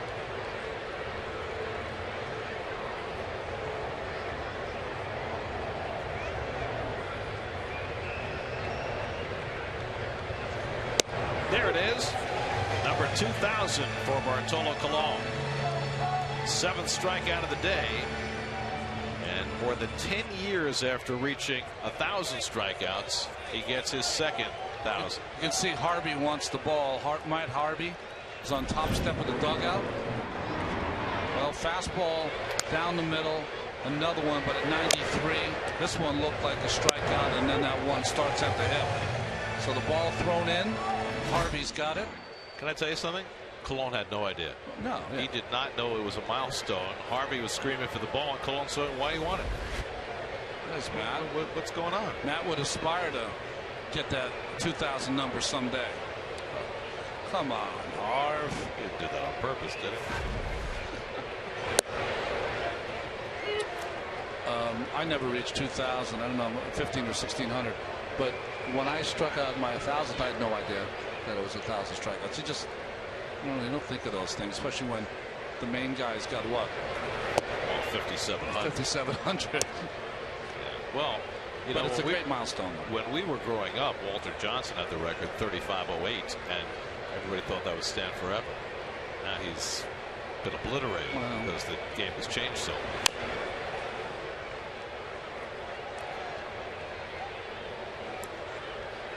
Well, only 3 members of the 2,000 strikeout club have ever had more of a gap between 1,000 and 2,000. Tommy John, of course, he had the surgery. Rick Russell, Fernando Valenzuela. Well, all of those guys, Tommy John and Rick Russell, were ground ball pitchers, so they didn't strike out people. Valenzuela, the last half of his career, he was not a strikeout guy. Colon is probably more of a strikeout guy now than he was earlier in his career, which is upside down. 2-2 to Marte. Well, let's see. You had 1,590, which is not shabby. That's good. I mean, strikeouts, W's. That's what the numbers say. If you'd pitched till you were 41, like this guy, you would have had it easy. That'd have been a wreck. 2-2. Could get Marte to chase the slider 3-2. I could barely take the plane flights when I was 35. I don't know. That waiting for the bus to go to the airport is the single biggest waste of time in the history of the planet. I'd like to add that up someday and then just feel awful about myself for a day. Wright gets in front of the ground ball. Another low throw, and Duda can't handle it. Another throwing error for David Wright, his second of the game.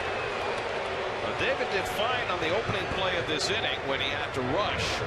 But here, when he had plenty of time, he bounces another throw. Well, maybe Marte reaches again. Maybe that's what it is for David right now. We know he goes through a little streaks occasionally where he loses his touch to first base. But maybe when he has no time to think, it's just reaction. The great athletic ability takes over. Right now, when he has some time to think about it, he's got a little sink on that sidearm throw, and sometimes you need some help. By the way, that's a ball that Duda has been picking out of the dirt with regularity this year, but not this time. 5th and 6th errors of the year for Wright today. So now the big home run bat of Pedro Alvarez is the tying run at the plate. And that one gets away from Duda, but not far enough for Marte to make a move.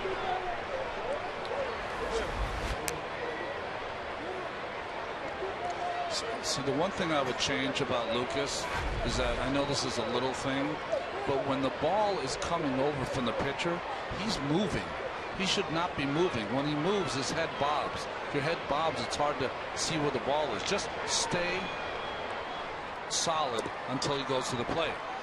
By the way, I don't know if you noticed, but when that ball got away from Duda, he put his hand on the back of Marte and pushed him down so he couldn't possibly get up and run. Yeah, Marte tomorrow will have 2 broken ribs. I mean, I think technically you're not really allowed to do that, are you? Well, Alan Craig did it and scored the winning run in Fenway Park in the World Series. Watch this. Wait a minute. Why don't you stay here? Because I got to go get this ball. I'll be back in a second. Just using it for leverage. You know what's not as humorous is that you're rolling along in this game. Your pitcher's pitching a gem, but you give a team an extra out to a guy who has home run power, and the next thing you know, you've allowed a team that is playing awful baseball this afternoon in the game. Blown ahead 0-2, and he gets Alvarez on strikes. So for the second time, Cologne able to work around a David Wright error. 2001 strikeouts. 2-0 Mets.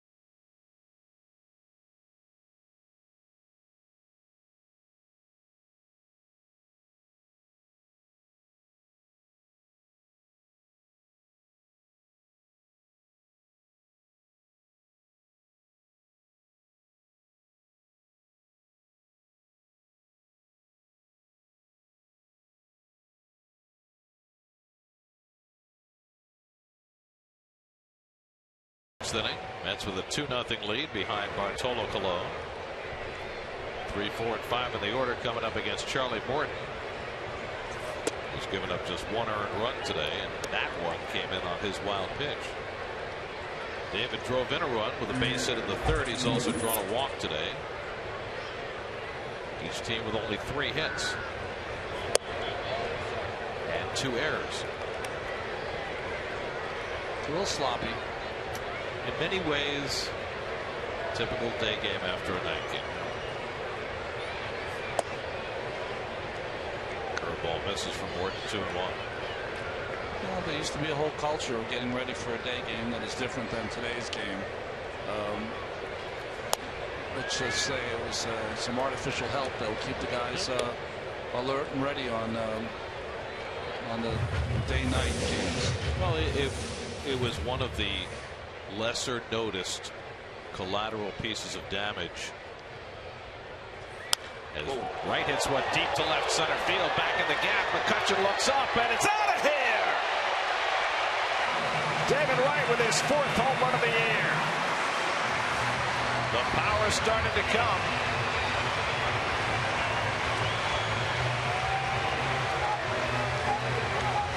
Wright had the home run of the series against Arizona. Now his 2nd of the homestand and his 4th of the year, and it's 3-0 New York. Well, the weather might not be heating up, but David certainly is.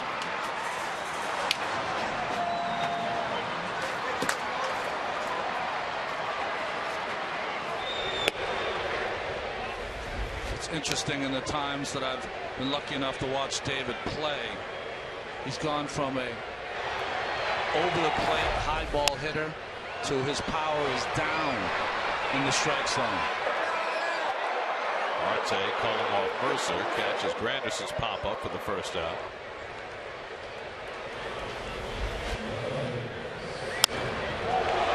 See Morton, he's thinking he didn't get it. That's got to stay in the park.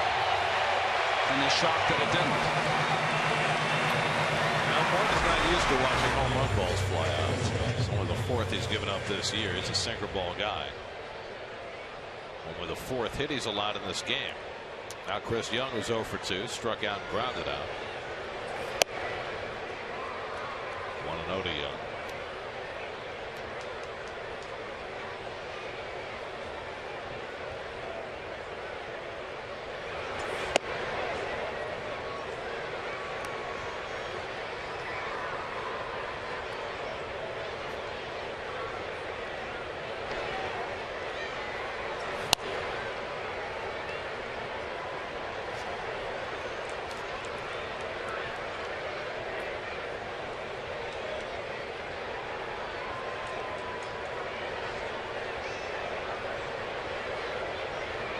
Two-1 for Morton, and that's wide. 3-1. Lucas Duda waiting on deck.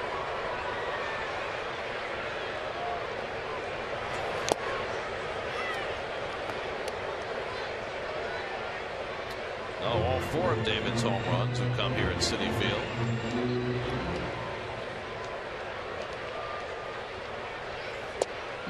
And Young is on with a walk.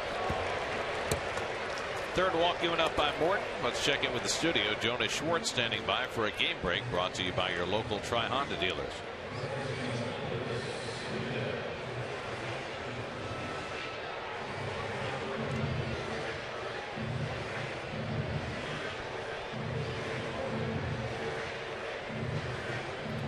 Boy, you weren't kidding, Ronnie, about the short swing. Wow. Got some serious power. Well, this is probably a hard discussion for Ray Serge. Hughes up in the bullpen for the Pirates. You know, you're talking to a pitcher that, you know, his own mistake with a wild pitch, some errors in the field. It's cost him a couple of the runs, made a mistake there to David Wright. But you can't say he's pitched awful here this afternoon and not in the game. Verizon trivia question for this afternoon. Who hit the first walk-off home run in Mets history? So it wasn't called the walk-off yet. No, it was not. Because Dennis Eckersley was not pitching in the big leagues yet. They probably waited till he got to the dugout to shake his hand. And I'm sure there was no pie involved. But there had to be elation for that 62 team. Well, they only won 40 games. No, that's what I'm saying. Polo Grounds, probably a 280-foot chip shot down the line. Oh, you know it. No, I don't. I'm just saying that both the foul lines were so short at the Polo Grounds. It was 257 down one line and 260 down the other. So what was it, like a triangle in the outfield? It was an oval-shaped stadium. Oh, so okay. Center field was 475. Chris Stewart's got to get a new glove. It looks like he's got broken leather or string. Rawhide is gone. Get the glove, doctor. Yeah, it's in my locker.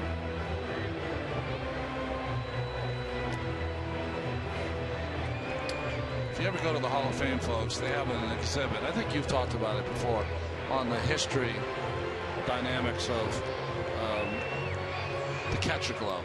It's the catcher's glove and mask. It's unbelievable. It's almost scary to think about the lack of equipment that players caught with back in the early days of baseball.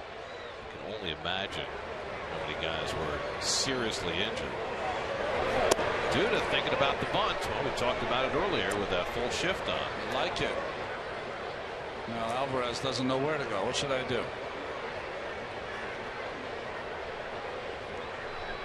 He's pretty much going to stay where he is, maybe a step or two in, but that's not going to do anything. No. Duda has walked and struck out today. I mean, if you're going to play that far off the line, you might as well play back, right? Well, absolutely. And not only play back, I mean, you're giving it to him. So even if you shorten up a little bit, you're still not going to be able to make the play if he decides to execute it the correct way.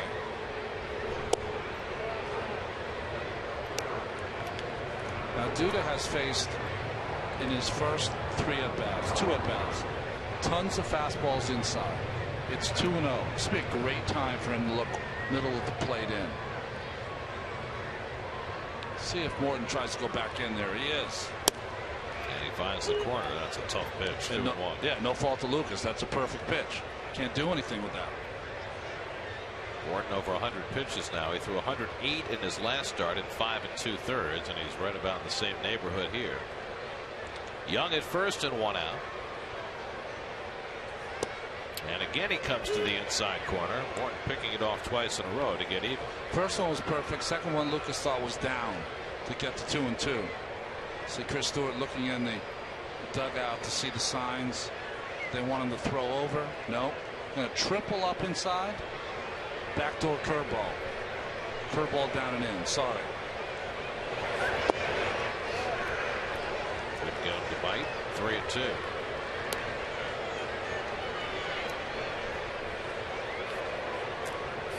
Well, the catcher Chris Stewart wanted to triple up inside. So you would guess that the 3-2 pitch is going to be another one coming inside. All it has to do is bleed out just enough for Lucas to handle it.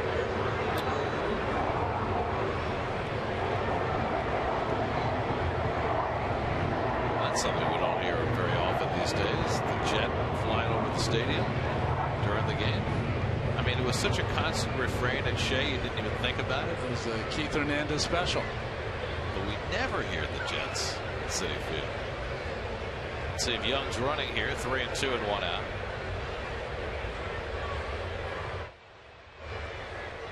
And he was leaning that way. I remember in big situations, Keith would, you could hear the plane, he would step out and look up and see the plane, and it was almost like, don't you understand? This is a big at bat here.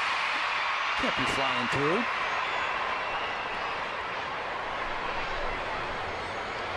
Young runs, Lucas walks, and the Mets have 2 men on. Back-to-back walks issued by Morton, and that's going to be the end of his day. So Morton will leave after 5 1/3 as Clint Hurdle comes out to make the pitching change, and Jared Hughes will be coming in for the Pirates. This call to the bullpen brought to you by Verizon. Mets up 3-0 in the 6th. We'll be right back.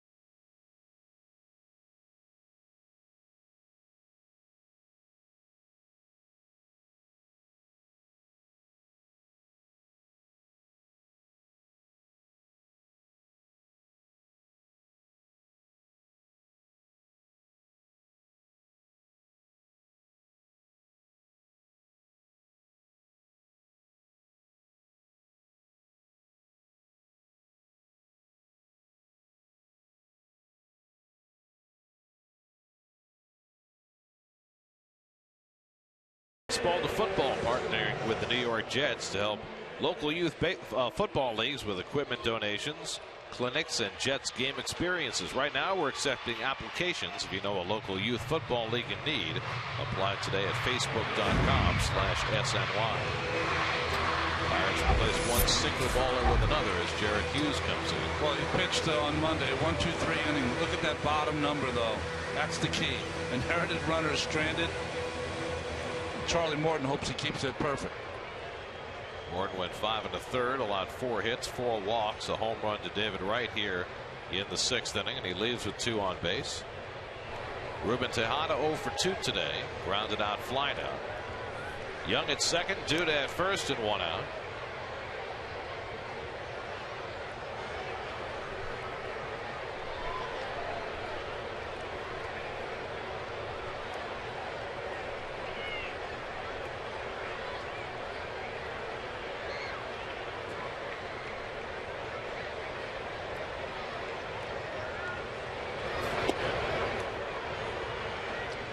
Jared Hughes is almost the same kind of pitcher as Charlie Morton.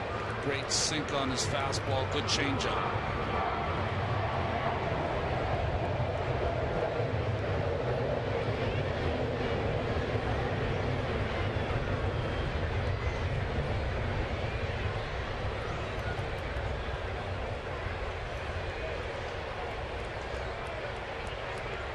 To Tejada.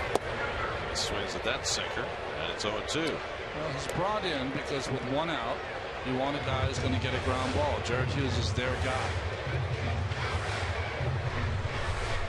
Juan Centeno, the number 8 hitter, is on deck.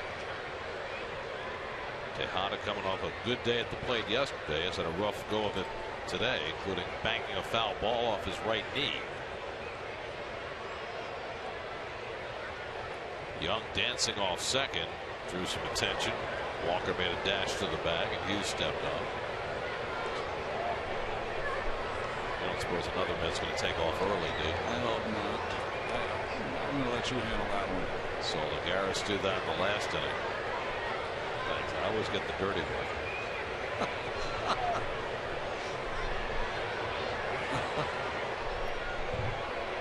I don't know what else to say. That's why I've run out of ways of explaining it away. Yeah, I'm trying to stay positive. There you go.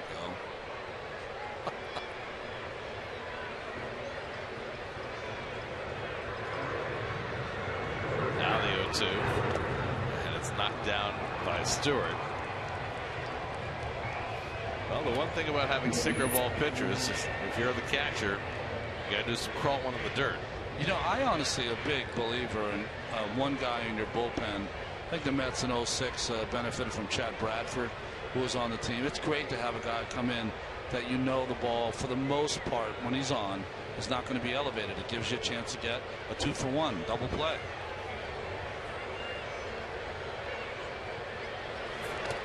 Another one in the dirt. 2-2.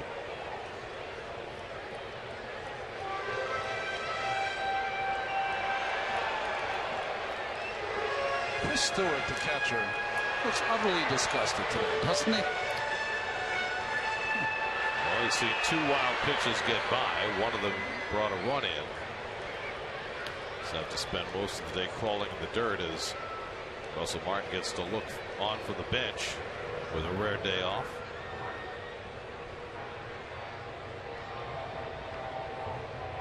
Two and two the count to Tejada. I was thinking that Russell might be one of the few people in this area that might have been happy with the outcome of last night's Canadian Rangers game. Yeah. Grew up in Montreal. Be heading back to his old haunts in Los Angeles. That's right. For the weekend.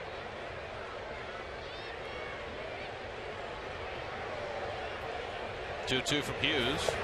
And that one hits the dirt again. Young breaks for third, and Stewart's throw gets him. I'll give Stewart credit. He got enough of that ball to keep it within range, and Young miscalculated. Well, he's quick to it. And watch this tag. Alvarez might have missed the first time. Watch the right hand of Young. It goes by. He misses the tag, but then he swipes up to his chest and gets it before he puts the left hand down. See that tag?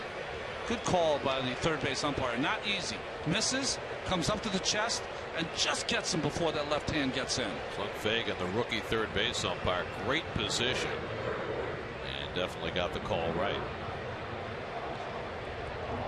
Good job behind the plate last night. Equally good job here at third base for Mr. Fagan. Duda held it first on the play. He's running now, and the pitch is outside for ball 4, and Tejada works out the walk.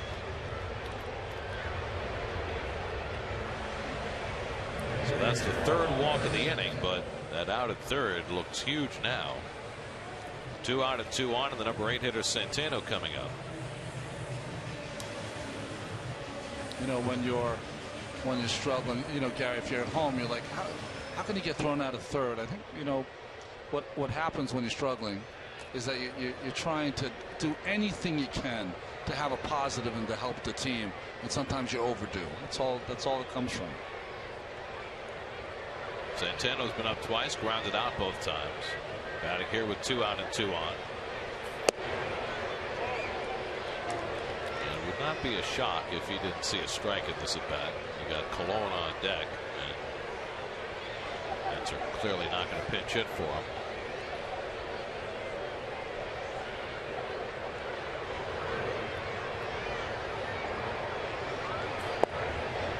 And now it's 2-0.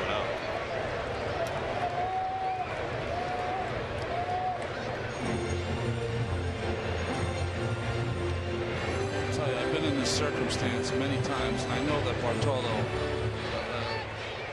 is so challenged hitting, but I can't remember not pitching to an 8th place hitter like Centeno here and saying, I'm just going to get the bases loaded.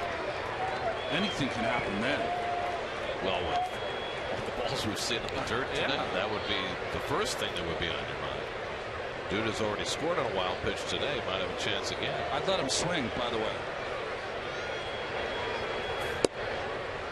A borderline strike, 3-1. Good one to take, but just with Bartolo up, why not?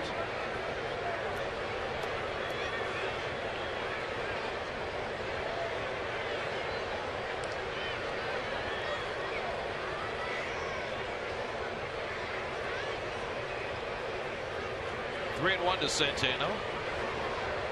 Stewart sets up off the plate, and the ball's drilled to center field. McCutchen drifting back and gets there. So Centeno got a pitch to hit. A mistake by Hughes. Drilled it, but into an out. Mets set up for 1 run on the right home run and lead 3-0.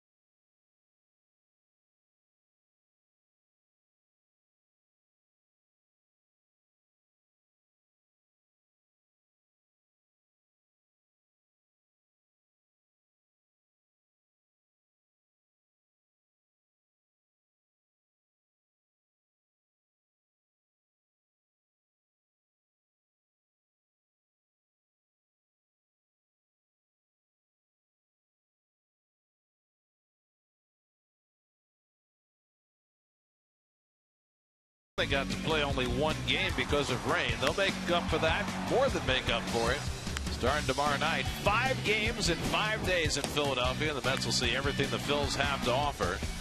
No Cliff Lee, but we'll get every other taste that the Phils have available. Teams are virtually tied in the standings in the National League East heading into play today.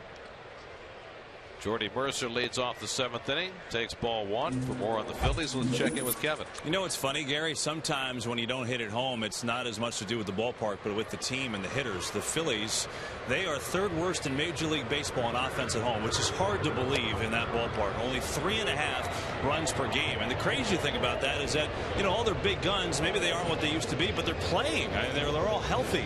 They're just not scoring. There's a lot of things going on with this team right now, but the home record, the home offense is one of them. They're 10 and 15 at home. Nice play by Duda.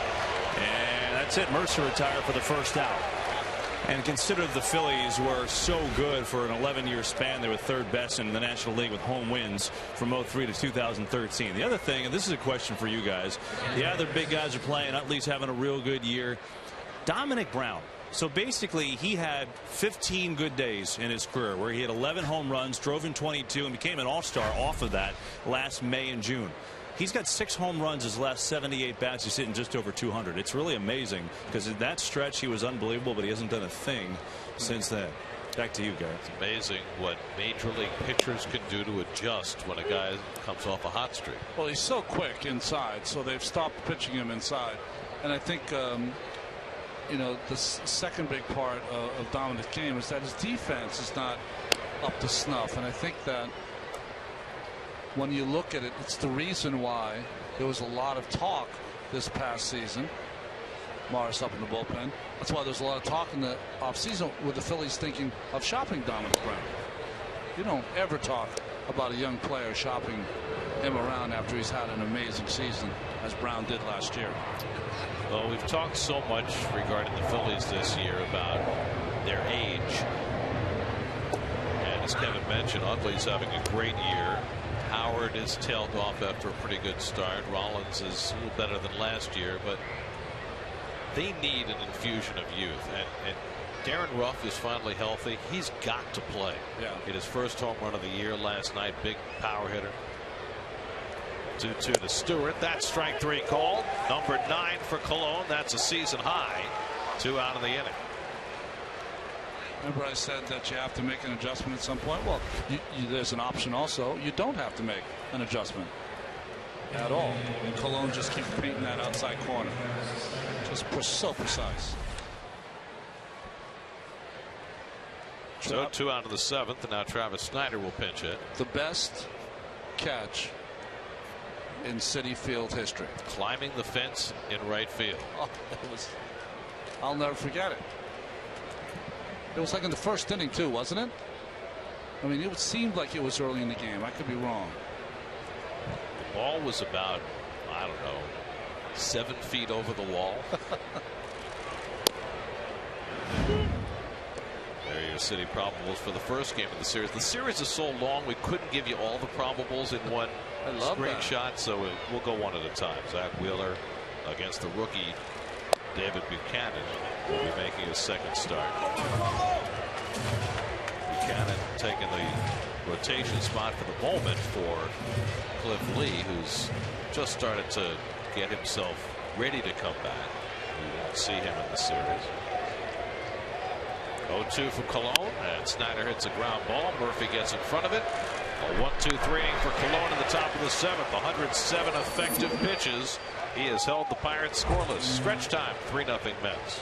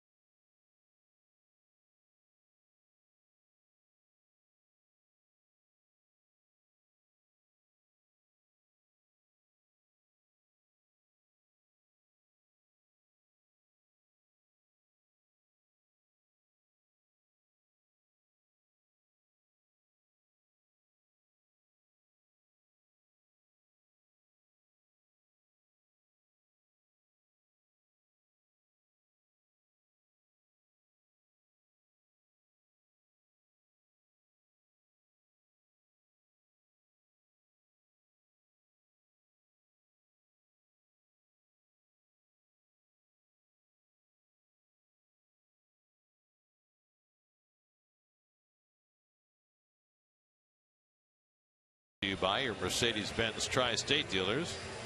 Visit them on the web at searchmercedes.com. Well, Bartolo Colon is going to stay in and hit as we go to the bottom of the 7th. 107 pitches deep into his afternoon. He's thrown as many as 110 this year. That came in his first start. Oh, by the way, it's Dinosaur Education Day. And speaking of super slow motion, Dino takes his exit. So here's Colon facing the new Pirate pitcher, Brian Morris. Well, Morris pitched in 65 games for the Pirates last year. Had a very solid season. 5-7 record, but Bartolo's got to get a new lid. I mean, the lid doesn't fit.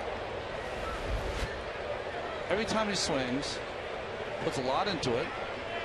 I think the problem is how far he's trying to reach from his position in the batter's box.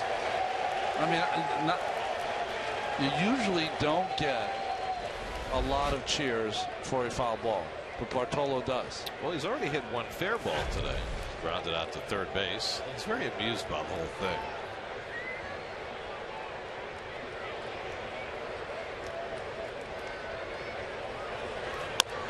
And it's a tapper back to Morris. And again, Bartolo carries the bat with him. Has he made it to first base yet this year? I don't think he's gotten all the way there, but he's close. He's close. He's making it about 78 feet. And then once he gets there, he takes a little tail to the right and then shuts it down. Well, he's thrown 7 scoreless innings today, so he can trot as far as he wants with bat in hand. That's what he's here for. Yeah, he's not here to hit. That's the other guys that they pay these other guys to hit. It's quite clear. Here's Lagares, who was 1 for 3 today.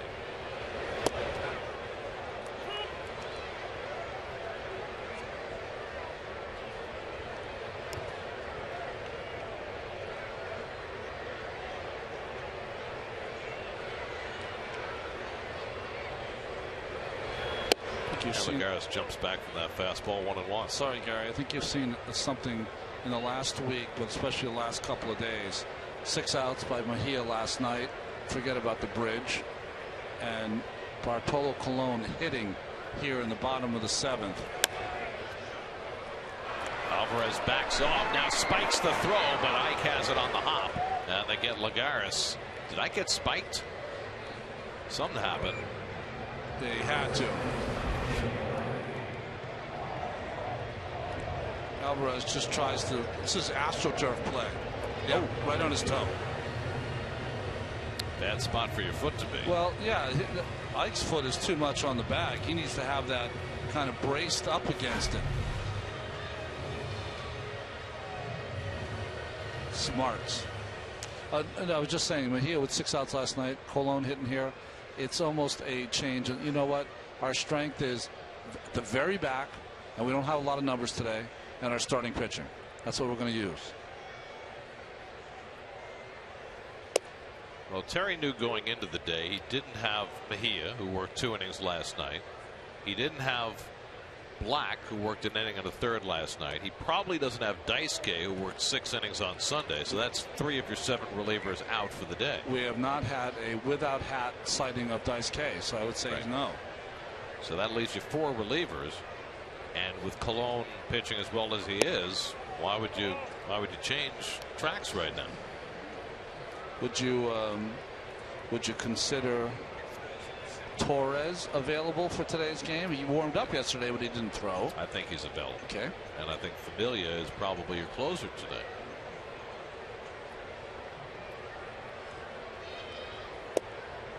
I think that if it's a choice between those two, it's just me. And I'm just thinking ahead. Torres gets the nod over Familia. It'll be interesting to see. I just feel as though Familia has been moving up the food chain. He definitely is, and I like the way he's moving up, and I don't want to have a step back. You know? Let me ask you a question. Does it make a difference whether it's a 3-run lead or a 1-run lead? Absolutely. Yes, it does. I mean, you can look at it both ways. If you were, let's say the score remains the same. If you bring in Familia you've got veteran backup in Torres. If you start with Torres, he runs into trouble. You're bringing in a young fella to try to clean up the mess. So that's the decision for Mr. Collins. Well, it's going to be somebody, because I can't imagine Cologne's going to go 9. Here's a 2-2, and Murphy pops one up. Long run. Marte toward that short fence. Reaches and can't quite get it. And they say it's in the stands, not fan interference. Marte is not happy with the patron.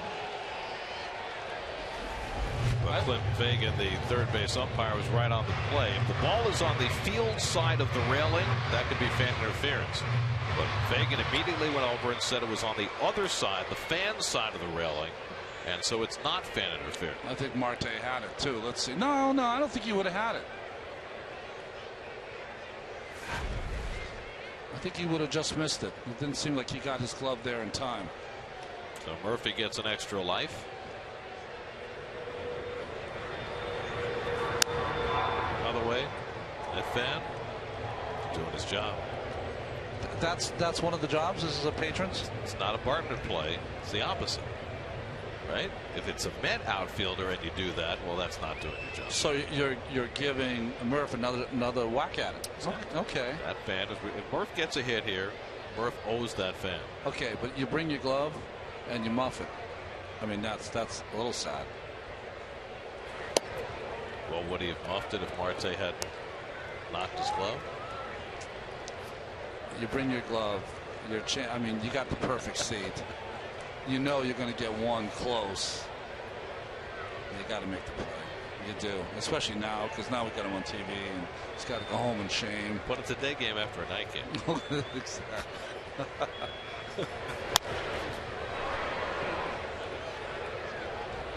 There's MJ again.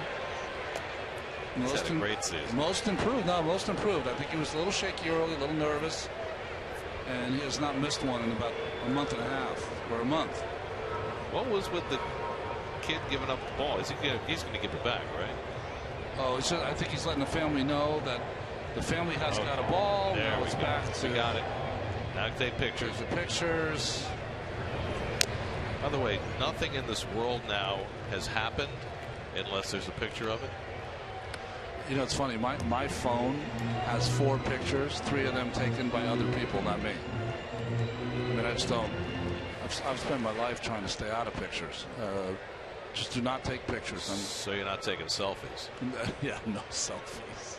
Selfies. Come on. Does your camera shoot pictures in both directions? Yes, it does. You sure? Does it all. Does it all. But you don't. Forget about it. Well, this is turning into a marathon. 10 pitches deep for Murph and still going. Come on. There you go. To answer the Verizon trivia question, first walk-off home run in Mets history was it Tim Harkness? Frank Thomas? Obie Landreth. There you go. So Warren Spahn. So he did something, Landreth. Yeah, well, it's like Casey said, you know why they made Obie Landreth the first choice in the expansion draft. If you don't have a catcher, you got a lot of pass balls. Ball 4, and Murphy works out the 11-pitch walk. So give the fan down the left field line credit. Murph boosts his on-base percentage with help from the fan and his glove. And he gets one of those extra walks he's been looking for. One a week. Yeah, one a week. So it gets right to the plate. Big day for David at the plate, although he's had 2 errors in the field. At the bat today, he's walked, singled in a run, and hit his 4th home run of the year. So after a hitless first 2 games of this series, David has thrived this afternoon. Now he'll face Brian Morris with 2 out and a runner at first. Morris, a former first-round draft pick by the Dodgers. He's got good stuff, you know, and like I said, I thought he had a strong year for them last year. He was involved in that trade. I think he went from Los Angeles to Boston. Manny Ramirez went from Boston to L.A., and Jason Bay went from Pittsburgh to Boston. I think that was the trade. It was. Brandon Moss was also in that trade. Yeah. The Pirates got him. Craig Hansen, remember him? The That's right. kid from St. John's who never quite panned out. Murphy a little shaken up? No, they just almost picked him off. He was just contemplating fate.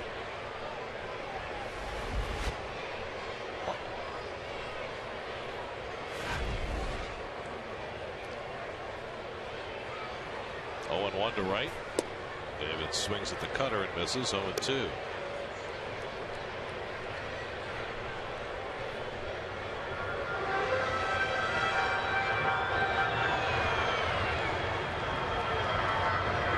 Got a run in the second, a run in the third on Murphy's Little League triple and Wright's base hit. And then Wright's home run in the sixth. It's 1-2 to Davis. Funny to watch Davis and Murphy over there. You can just think about the discussion. Murph's like, how's Pittsburgh, Ike? You like it there? I said it's cool, but they have these sandwiches. They put coleslaw and French fries in them. I haven't figured it out yet, but all right. Permanti brothers. It's the best. So cheesesteaks in Philly, Permanti brothers in Pittsburgh. Well, with both those things, unless you're Dave Racconello, you can only do it once. You got to get right on the treadmill if you do it. It's a special treat, not an everyday thing. But the thing is, if you go to Permanti's, you got to order the bologna. Fried bologna? Bologna with the coleslaw and French fries in the sandwich. Oh, gee. You're going to do it, you better do it right. Alvarez with a tough play along the line. Low throw, and Ike picks it out to end the inning. So Wright's retired for the first time today. We go to the 8th, and Cologne goes back to the mound with a 3-0 lead.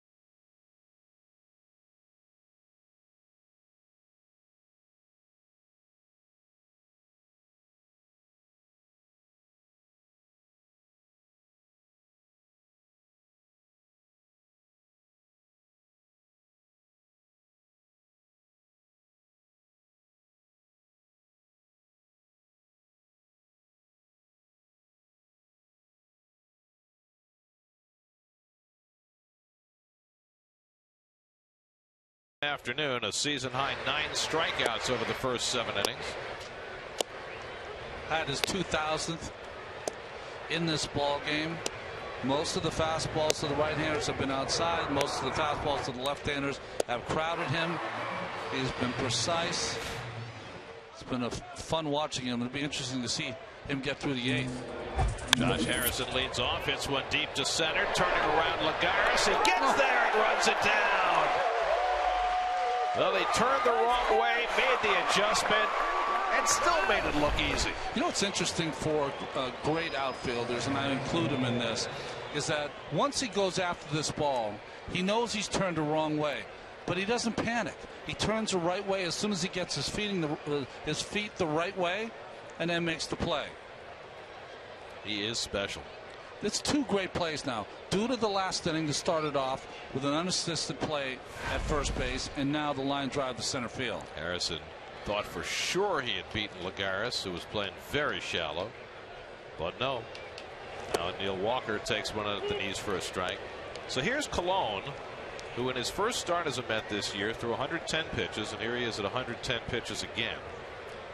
He has thrown as many as 139 in his career, but that's a long time ago. Familia, the right-hander, edging the left-hander. Hit sharply and a base hit for Walker up the middle. And so the Pirates have their 4th hit. Walker extends his hitting streak to 9 games. This is Colon's 10th start. He's now gone 7 or more innings 6 of those times. It's good. Right? Real good. 41. 40-41.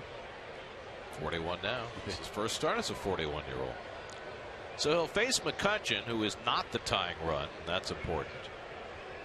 McCutchen robbed of a hit on a fine play by David Wright his last time up. Had an infield hit back in the first, 1 for 3 today. 4 hits in 9 at bats in the series. Walker at first and 1 out.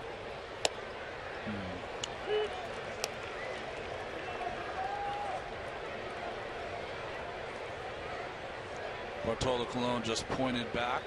Murphy moved the umpire. Laz Diaz and Murphy let Colon know, I've got second base if you get a comeback. I mean, that communication's important, right? You want to do it before the first pitch, but you know, whenever you can.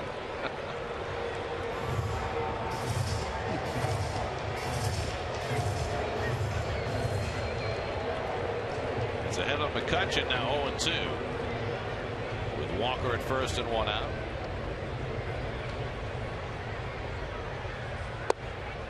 He threw him a breaking ball. 1-2. Ike Davis on deck.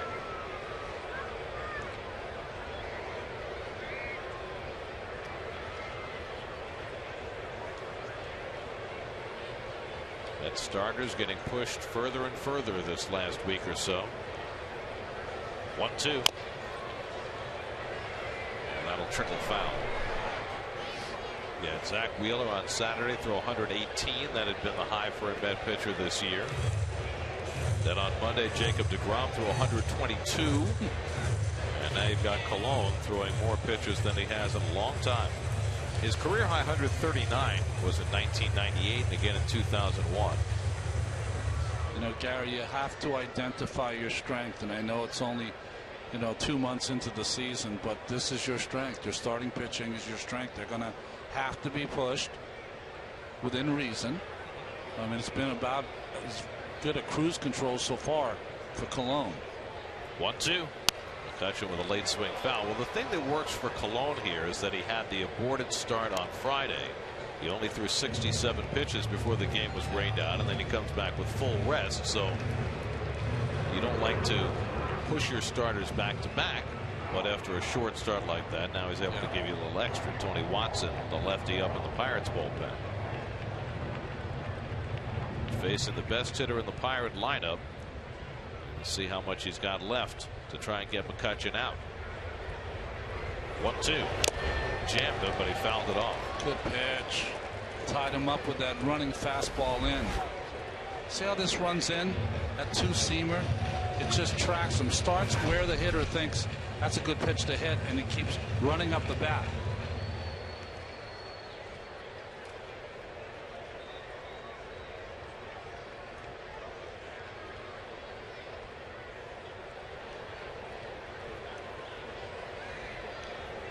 Eighth pitch of the at-bat to McCutchen. This with a changeup, 2-2. So fastball in, change up the same spot. So he wanted him to be a little ahead. But when you're pitching to MVP, you know what they do? They don't swing at it. There's expectoration involved. Well, the fastball away, the pitch he's been using all game long. Exactly. No, he's coming back in. 2-2. And he fouled it off. This is a tough out. It's just a tough out. You know, I don't know. I've had the opportunity to speak to Andrew a few times. I don't know him well, but there's a toughness mentally about how he goes about his business. You know, he's just buttoned up, this kid. All about business. 10th pitch of the at-bat coming to McCutchen. He fouls it off again. Both sides of the plate. Able to get enough to stay in there. But see, their best player, what has he done? That pitch, probably with some umpires, is a ball. McCutcheon's been watching the entire game from center field. He knows it's been called a strike. He's going to foul it off until he can. Maybe Colon will make a mistake. That is one happy youngster. And his dad. I mean, it doesn't get much better than that.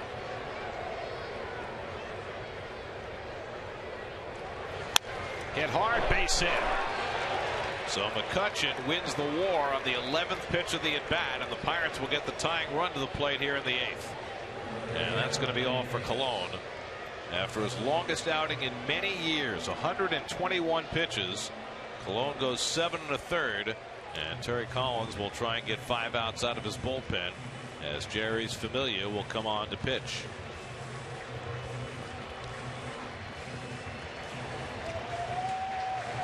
Big outing for Colon today.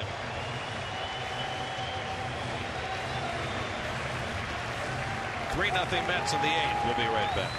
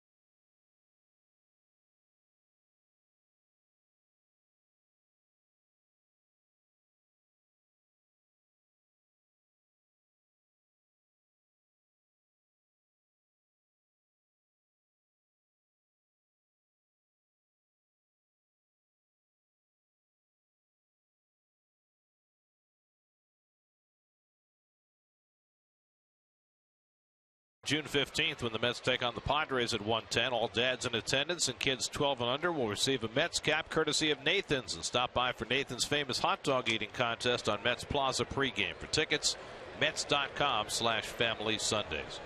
Most pitches for Colon in nearly 10 years. Wow. And he leaves with a shutout intact. He and Rafael Montero share a laugh as Jerry's Familia comes in to face Ike Davis as the tying run in a 3-0 game. And Ike hits a double play ball right at Murphy. There's one. Tejada with the relay. 4-6-3 double play. Familia throws one pitch, gets 2 outs to help Colon through the 8th. 3-0 New York.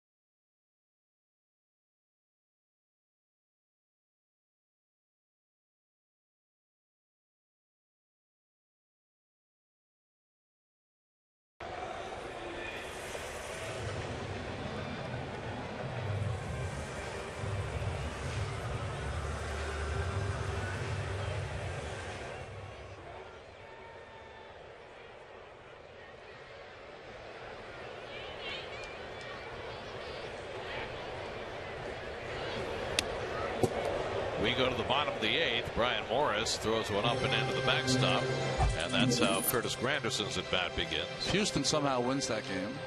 They're 10-5 in their last 15. That would be their 5th in a row. They're getting better. Yep. Granderson 0 for 3 today, hitless in his last 14 at bats, and takes a strike from Morris. I think Carlos Correa will make it up for them this year, or they'll wait probably one more year. Still 19. Yeah, it's in high A. I would assume they'll wait. Yep. 2-1. So Familia comes in, throws 1 pitch, gets 2 outs. Will we get a chance for a 5-out save today? It's going to be interesting after Mejia getting 6 outs in yesterday's ball game. I think what you said before makes perfect sense. Yeah. That, especially with a 3-run lead, roll Familia out there. If he struggles, now you got Torres to back him up. Yeah. And you're going to have the 3-run lead, so at least you can always add on here, guys. Granderson, Young, and Duda against Morris in his 2nd inning of work. 2-2 to Curtis. Up and in. Full count. Morris had a laborious 7th inning thanks in part to an 11-pitch walk that Murphy drew. And yet still goes out there for a 2nd inning.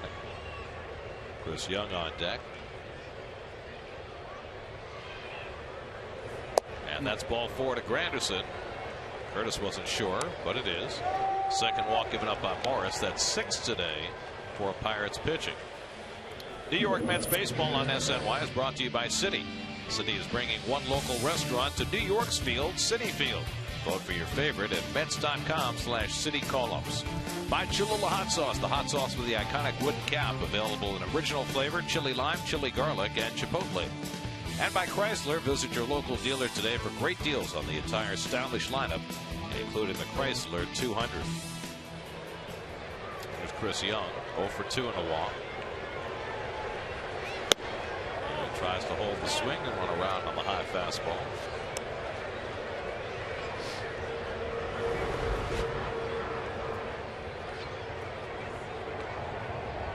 Other than Bartolo Colon, who doesn't walk anybody. A lot of walks in this entire series. Both staffs.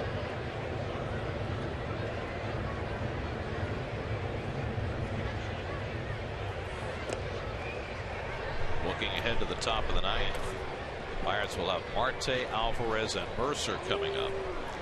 Boy, if you get past the inning where McCutchen bats and you don't give up the lead, you breathe an awfully big sigh of relief.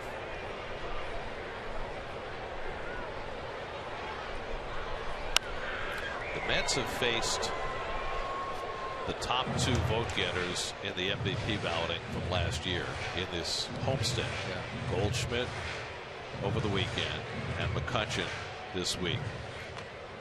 And you know, Goldschmidt's a good player, but you watch McCutchen for 3 days and you just understand how good he is. Yeah, he's and I think that you know, you heard a lot of talk because Goldschmidt had those unbelievable offensive numbers last year, and you know, how can he not be the MVP when McCutchen's are pale in comparison? McCutchen's not a guy you watch 2 or 3 days, but if you watched him play 155, which he seems to play every year, it's impressive. McCutchen won the MVP without finishing in the top 5 of any of the Triple Crown categories: batting average, home runs, or RBIs. And Goldschmidt was obviously high in 2 of those 3 categories. Over the last 45 years, they're only, and that's a balk charged to Morris. Granderson will go to 2nd. They're going to say he did not step. If you're reading this, they're going to say he did not step to first. And what pitchers will do, right-handed pitchers, is that they'll twist their upper body and they'll be able to throw the ball before they step. If umpires see that, they will call it. And take it from me, because there was a year, I don't know what year it was, I want to say 89. 87. 87, they decided to call that play. And I was balking the entire April and had to change up. Well, the entire league. I mean, there were so many balks called. They called stop balks that year too. Yeah. It was kind of a travesty for a while. And they went back to calling it the old way. 1-2 the count to Young. takes it low. Anyway, we were talking about McCutchen. The last 45 years, there are only 4 other non-pitchers to win an MVP without being in the top 5 in batting average, home runs, or RBIs. Kirk Gibson, you know all about him. 88. Barry Larkin in 95. Okay. Year where nobody was really front and center. Pudge Rodriguez in 99, who won as much because of his defense as anything. And then Jimmy Rollins in 07.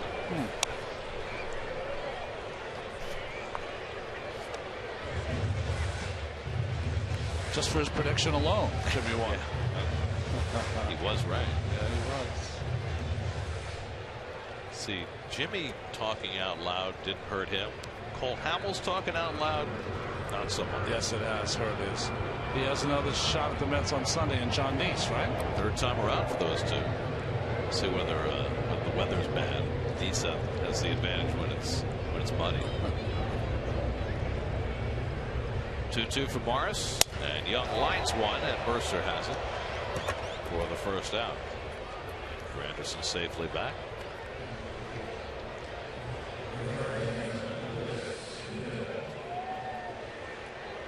Now Duda, who's walked twice and scored a run, otherwise 0 for 1.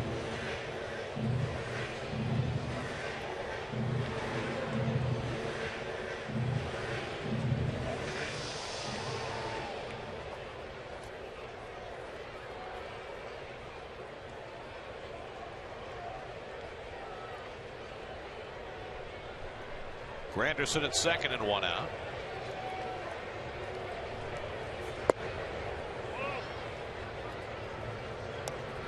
There's nobody throwing in the Pirate bullpen, so it is all on Brian Morris to get through this bottom of the 8th. Being asked to do some heavy lifting here. A lot harder when you're not throwing strikes.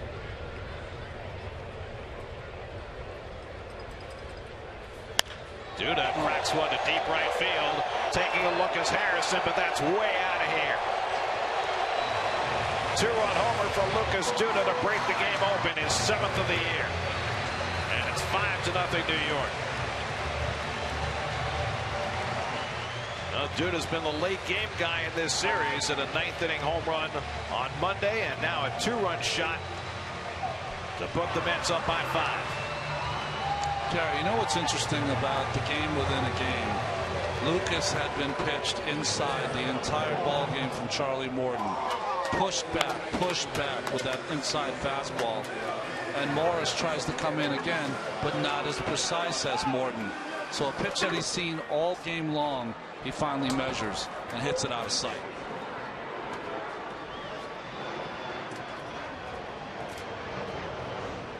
Seven for Duda, 1 more than Granderson for the club lead. And the Mets more comfortably in front now. As Ruben Tejada takes a strike. Coming back in. All he needed was to drift just a little bit from that inside corner. It did. He's been waiting for it all game long, and he didn't miss it.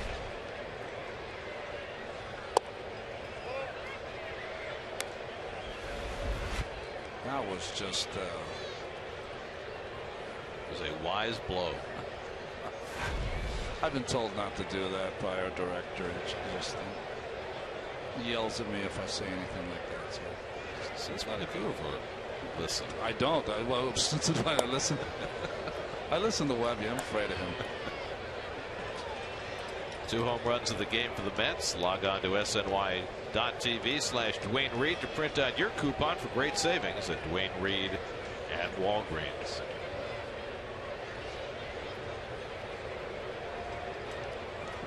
One, 2 for Morris. Tejada fouls it back.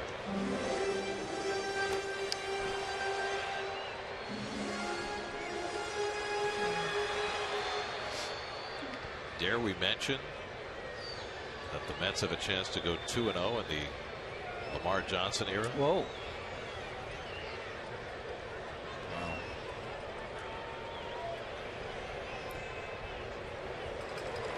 More importantly, though, in their strike 3 call, Tejada is out for the 2nd out of the inning. More importantly, the Mets have a chance to end their homestand on a positive note heading into a very long road trip. Long road trip. It's a road trip, though, that has a little light because Philadelphia's not playing well. Chicago is Chicago again this year. I don't know if they do they face Samardzija. It might be with another club by then. Yeah, I don't think they do. In fact, I think he pitches late enough to not face them. But then you got the Giants, of course, where you can make the argument they're the best team in baseball. They're certainly the best team in the National League right now, especially with Tim Hudson pitching the way he is. He was brilliant again last night. There's your Chrysler Mets box score. David Wright with his 4th home run of the year, and Lucas Duda with his 7th, each with a pair of RBIs. Bartolo Colon has done the rest. Santana takes a strike. Santana 0 for 3, probably his last day with the Mets for the time being. Travis d'Arnaud is here, ready to be activated tomorrow, coming back from his concussion. No, I never was in that position. That's got to be a weird deal, right? That you're playing and you're throwing all out. You catch a beautiful game by Colon, and as soon as the game's done, you know you'll be packing your bag. Well, you like to leave him with a good impression. Yeah, no, I'm not saying that. I would think if you're a player, you'd have to put that out of your head and think, well, you never know what might happen. Yeah. I mean, crazier things have happened. You're right. Record could sprain an ankle or something. Yeah. You know, all of a sudden, you're still here. Mets and Phillies tomorrow night. Opening game of 5 with Zach Wheeler on the mound and d'Arnaud presumably into catching. I went from called up, lucky enough to make 5 tryout starts in September of 1983, to being released and go home. No in between, no sent down, no anything. Lucky. Full count to Santana. Well, Jeurys Familia's out on deck, so clearly he is going to get the chance for a 5-out save. The last time the Mets had 2 different pitchers have saves of 5 outs or more in back-to-back games, I'm going to go back to September of 2005. Roberto Hernandez and Aaron Heilman back-to-back games against the Phillies. Wow. That's our Roberto Hernandez, not the Fausto Carmona Roberto Hernandez. Yeah. There's ball 4, and Santano's on with a walk. And so Familia is going to get a rare plate appearance. You know, it's pretty interesting, and I'm not saying this. We just saw it happen with the San Francisco Giants. Santiago Casilla came up in a similar circumstance and was told by everyone on the bench, just go up there, do not swing, you're pitching the next inning, just take 3 pitches and get ready to pitch. And he swung at one of the first pitches and tried to leg out an infield hit and tore his hamstring. So my advice would have been, when Jeurys went up today, I said, listen, don't swing. Just take 3 pitches. We've got 5 runs. We can't have 5. Can't hold 5 runs. You don't deserve to win the game. Take 3 pitches and just concentrate on going out to the mound. He's had 1 plate appearance in his career. That came 2 years ago. 0 for 1. Of course, he was a starting pitcher in the minor league, so he got to swing the bat a little more. 3 for 23 in his minor league career.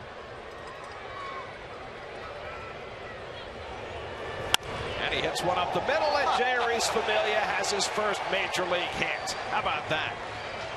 Forget the not swinging the bat part. First pitch swinging right back up the middle, and save that one for the trophy case. Second souvenir ball for the Mets today. And Morris probably throws it toward the wrong dugout. How about that? Clueless. That's just clueless. Wrong. Clueless. So you got Bartolo Colon's 2000 strikeout ball, and now Jeurys Familia's first big league hit. Well, I've made about 4 or 5 predictions today. They have all been wrong. So you will see me. I will not be at OTB, anywhere near a poker game. Nothing today. I'm going to stop in Atlantic City on the way to Philly. No way.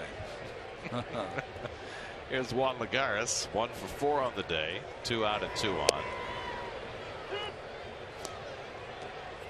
And the reason I was saying, it's just didn't want him to run the bases. You know, I don't. You know, but doesn't matter now because he got his first hit. He'll have adrenaline for days. Hey, he's batting 1,000 this year, which puts him ahead of Jacob deGrom. DeGrom's only hitting 800. Lagares with his home run cut falls behind 0-2. Let's see. DeGrom faces Kyle Kendrick in his next start Saturday. Sinker away. It's right in his alley. Yep. I mean, the problem with going 4 for 5 to start your career, they'll expect you to do it every time. Yeah, you're right. Strike 3 called, so Lagares caught looking to end the inning. But the Mets tack on, courtesy of Lucas Duda. Duda's 7th home run of the year, his 2nd in the series. 5-0 New York as we go to the 9th.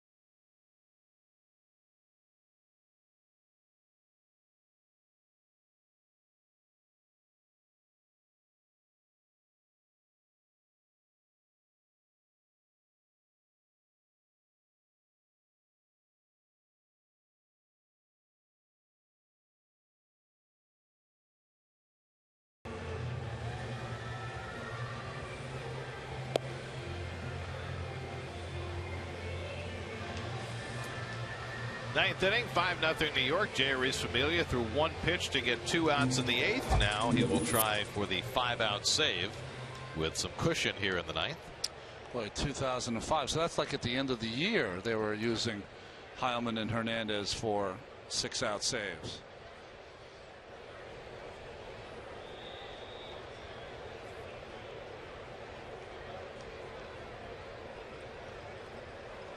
Starling Marte leads off.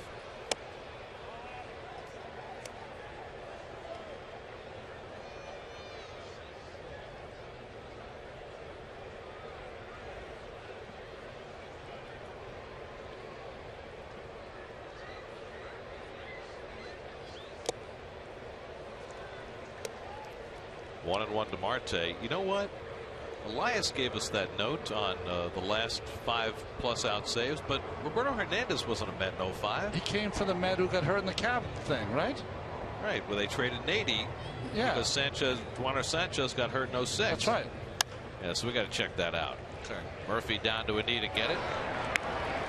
And that's the first down. Maybe it was 06. Maybe it was just a typo. Oh. We'll have to find out from Elias. Say ding, ding, ding. I mean, I'd love to catch Elias wrong. This is awesome. They're never wrong. Come on, I mean, we're talking about Bob Waterman, the most precise statistical savant in the history. Yes. Of Met statistics. Still want to take him down just once. It's never happened. I want it. This may be it. I need it. Champagne will be served here. Here's Pedro Alvarez. Here's the one thing I know.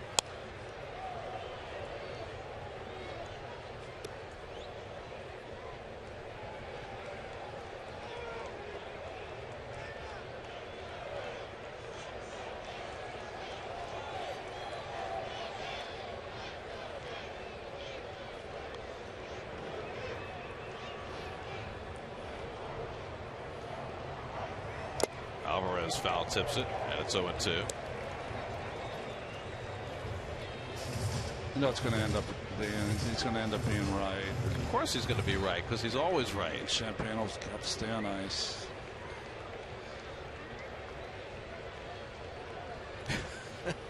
Alvarez fouls it back. All right.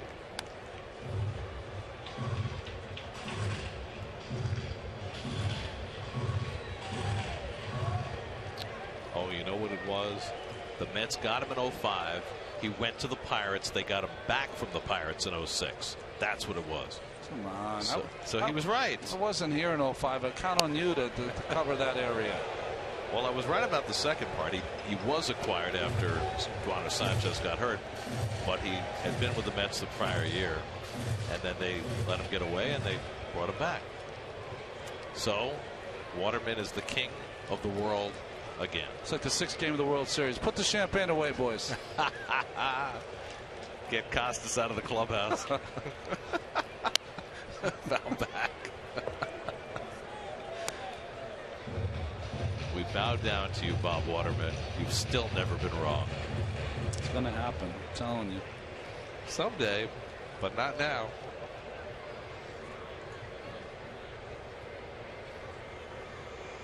Alvarez 1 for 3. Familia bounces one. 1-2. Well, how'd they ever let him get away? They let him walk, right? But you know who else the Mets got in that deal with Roberto Hernandez? I mean, Hernandez was the key to the trade. Yeah. They traded Nady because they had Sanchez had gotten hurt right before the trading deadline down in Miami. And they got Roberto Hernandez because they needed help with their bullpen. The throw-in that deal that the Mets got, Oliver Perez. Oh, that's right. Who only wound up throwing Game 7 in the league championship series for them. Now the 1-2. Alvarez pulls one foul.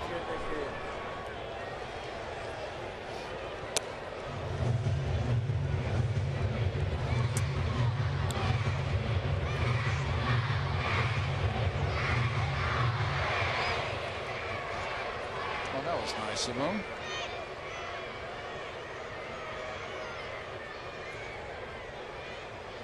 Two. Past Familia.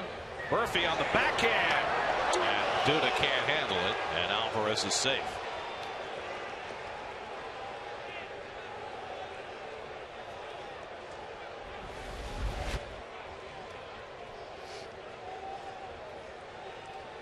Well, nice play off the glove of Familia. Nice play by Murph. And this is not Duda's day for the pick. He's had a good year picking balls at first base, but not a good day. It'll be an infield hit.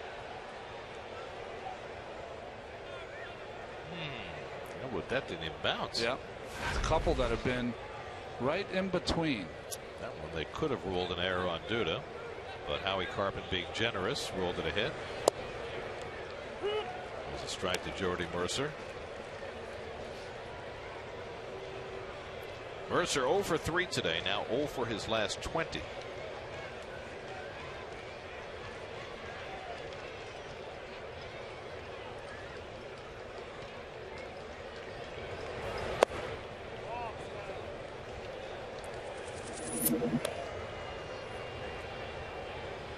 It was the quickest look at a line score we've ever had.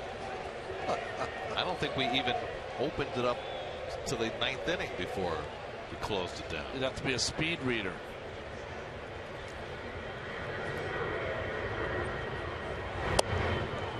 That's a good looking breaking ball from Familia. 1-2.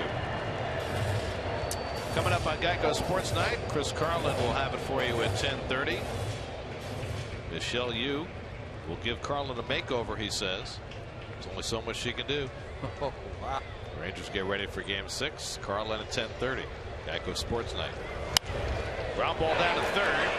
Wright gets the force. Murphy the turn, but not in time, and the game continues.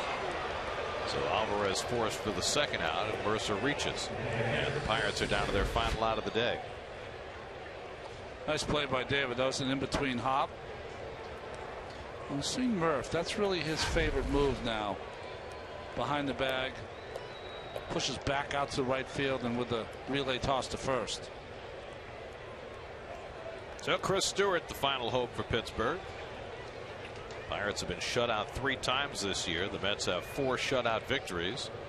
Familia trying to secure it for Bartolo Colon, who went 7 1/3 and allowed 5 hits, 9 strikeouts. Fastball strike to Stewart. Jose Tabata on deck. He'll pinch hit if Stewart keeps it going.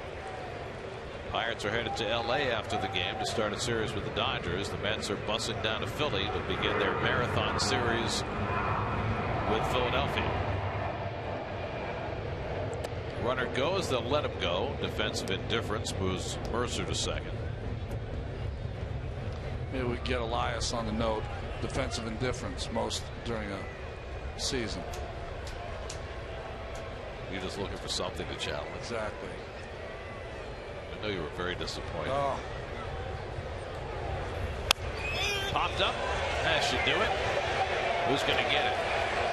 Santana stays with it, and the ball game is over. Jeurys Familia with a 5-out save for Bartolo Colon. Colon with 7 1/3 brilliant innings, a season-high 9 strikeouts, and the Mets take the rubber game from the Pirates and win today 5-0. Well, he couldn't have had a much better day. Taking 2 of 3 from Clinton Hurdle's Pirates. The big out, honestly, was Familia coming in with 2 on for Bartolo Colon, who shut out 7 1/3 shutout innings and got a double play ball from Mike Davis. Terry Collins' teams takes a series before moving on to Philadelphia. 308. What? Well, Colon, 2 straight victories now. Beat the Nats in his last official start, and a tremendous effort today. Jeurys Familia picks up his first save, and the Mets win it 5-0. Home runs for David Wright and Lucas Duda in the victory. For every Mets win, the Mets Foundation is proud to contribute $2,500 to the Katz Women's Hospital and the Katz Institute for Women's Health. For more information, visit NorthshoreLIJ.com/KIWH. This win brings the total contribution so far this season to an even $60,000. Mets win at 5-0. They take the final 2 games of the series to move within 4 games of 500 for the season. Jeurys Familia gets the 5-out save, his first of the season, the second of his major league career. Bartolo Colon, 121 pitches, most he's thrown in a game in nearly 10 years. And you were talking about DeGrom, 122 pitches. Terry Collins really pushing these starters to get as deep as they can into games. So they bullpen has to get 4 and 5 outs, not the 9 outs and more they were getting before. Well, let's send it down to the field where Kevin Burkhardt is standing by with David Wright. Kevin? It looked like you were so angry after you had that one error that you came out and you took it out on the ball and hit a home run. Is that what happened there? Not quite. No, just got a good pitch to hit, and felt good in the box today, and we were fortunate to be able to get some runs early and then tack on late. You kind of marvel at Bartolo when he gets into those grooves, because it looks like he has absolutely no effort going. He just kind of does it, and then boom, you're into the 8th inning. Yeah, amazing. Pinpoint control, in, out, up, down, a lot of strikes, and he was pretty dominant today, and we've seen flashes of that. So, I think that's what Bartolo brings to the table, is just pounding the strike zone and getting us in and out of the dugout. What do you see from this young bullpen? I mean, the way Mejia's pitched, Familia today doing a great job. What are you seeing from them? Yeah, we got some guys with some great stuff. Mejia, Familia, Vic Black last night. Guys that throw hard, power pitchers, and can go just over match hitters. You've had a good May, David. What's been working for you at the plate? I think just confidence, getting some hits early, and then, they start coming, you feel a little bit better in the box, and confidence is the big thing. Mechanics are there, just going up there, getting a good pitch to hit, and going up there expecting to get a hit rather than hoping to get a hit. Best of luck on the road trip, David. Thanks. David Wright, guys, big game for him. Gary, back up to you. Good send-off for the Mets, a homestand that did not begin well, but the Mets win their final 2 to finish the homestand at 4-5. 5-0 the victory today over the Pirates. Mets will come back with more from Citi Field in a moment.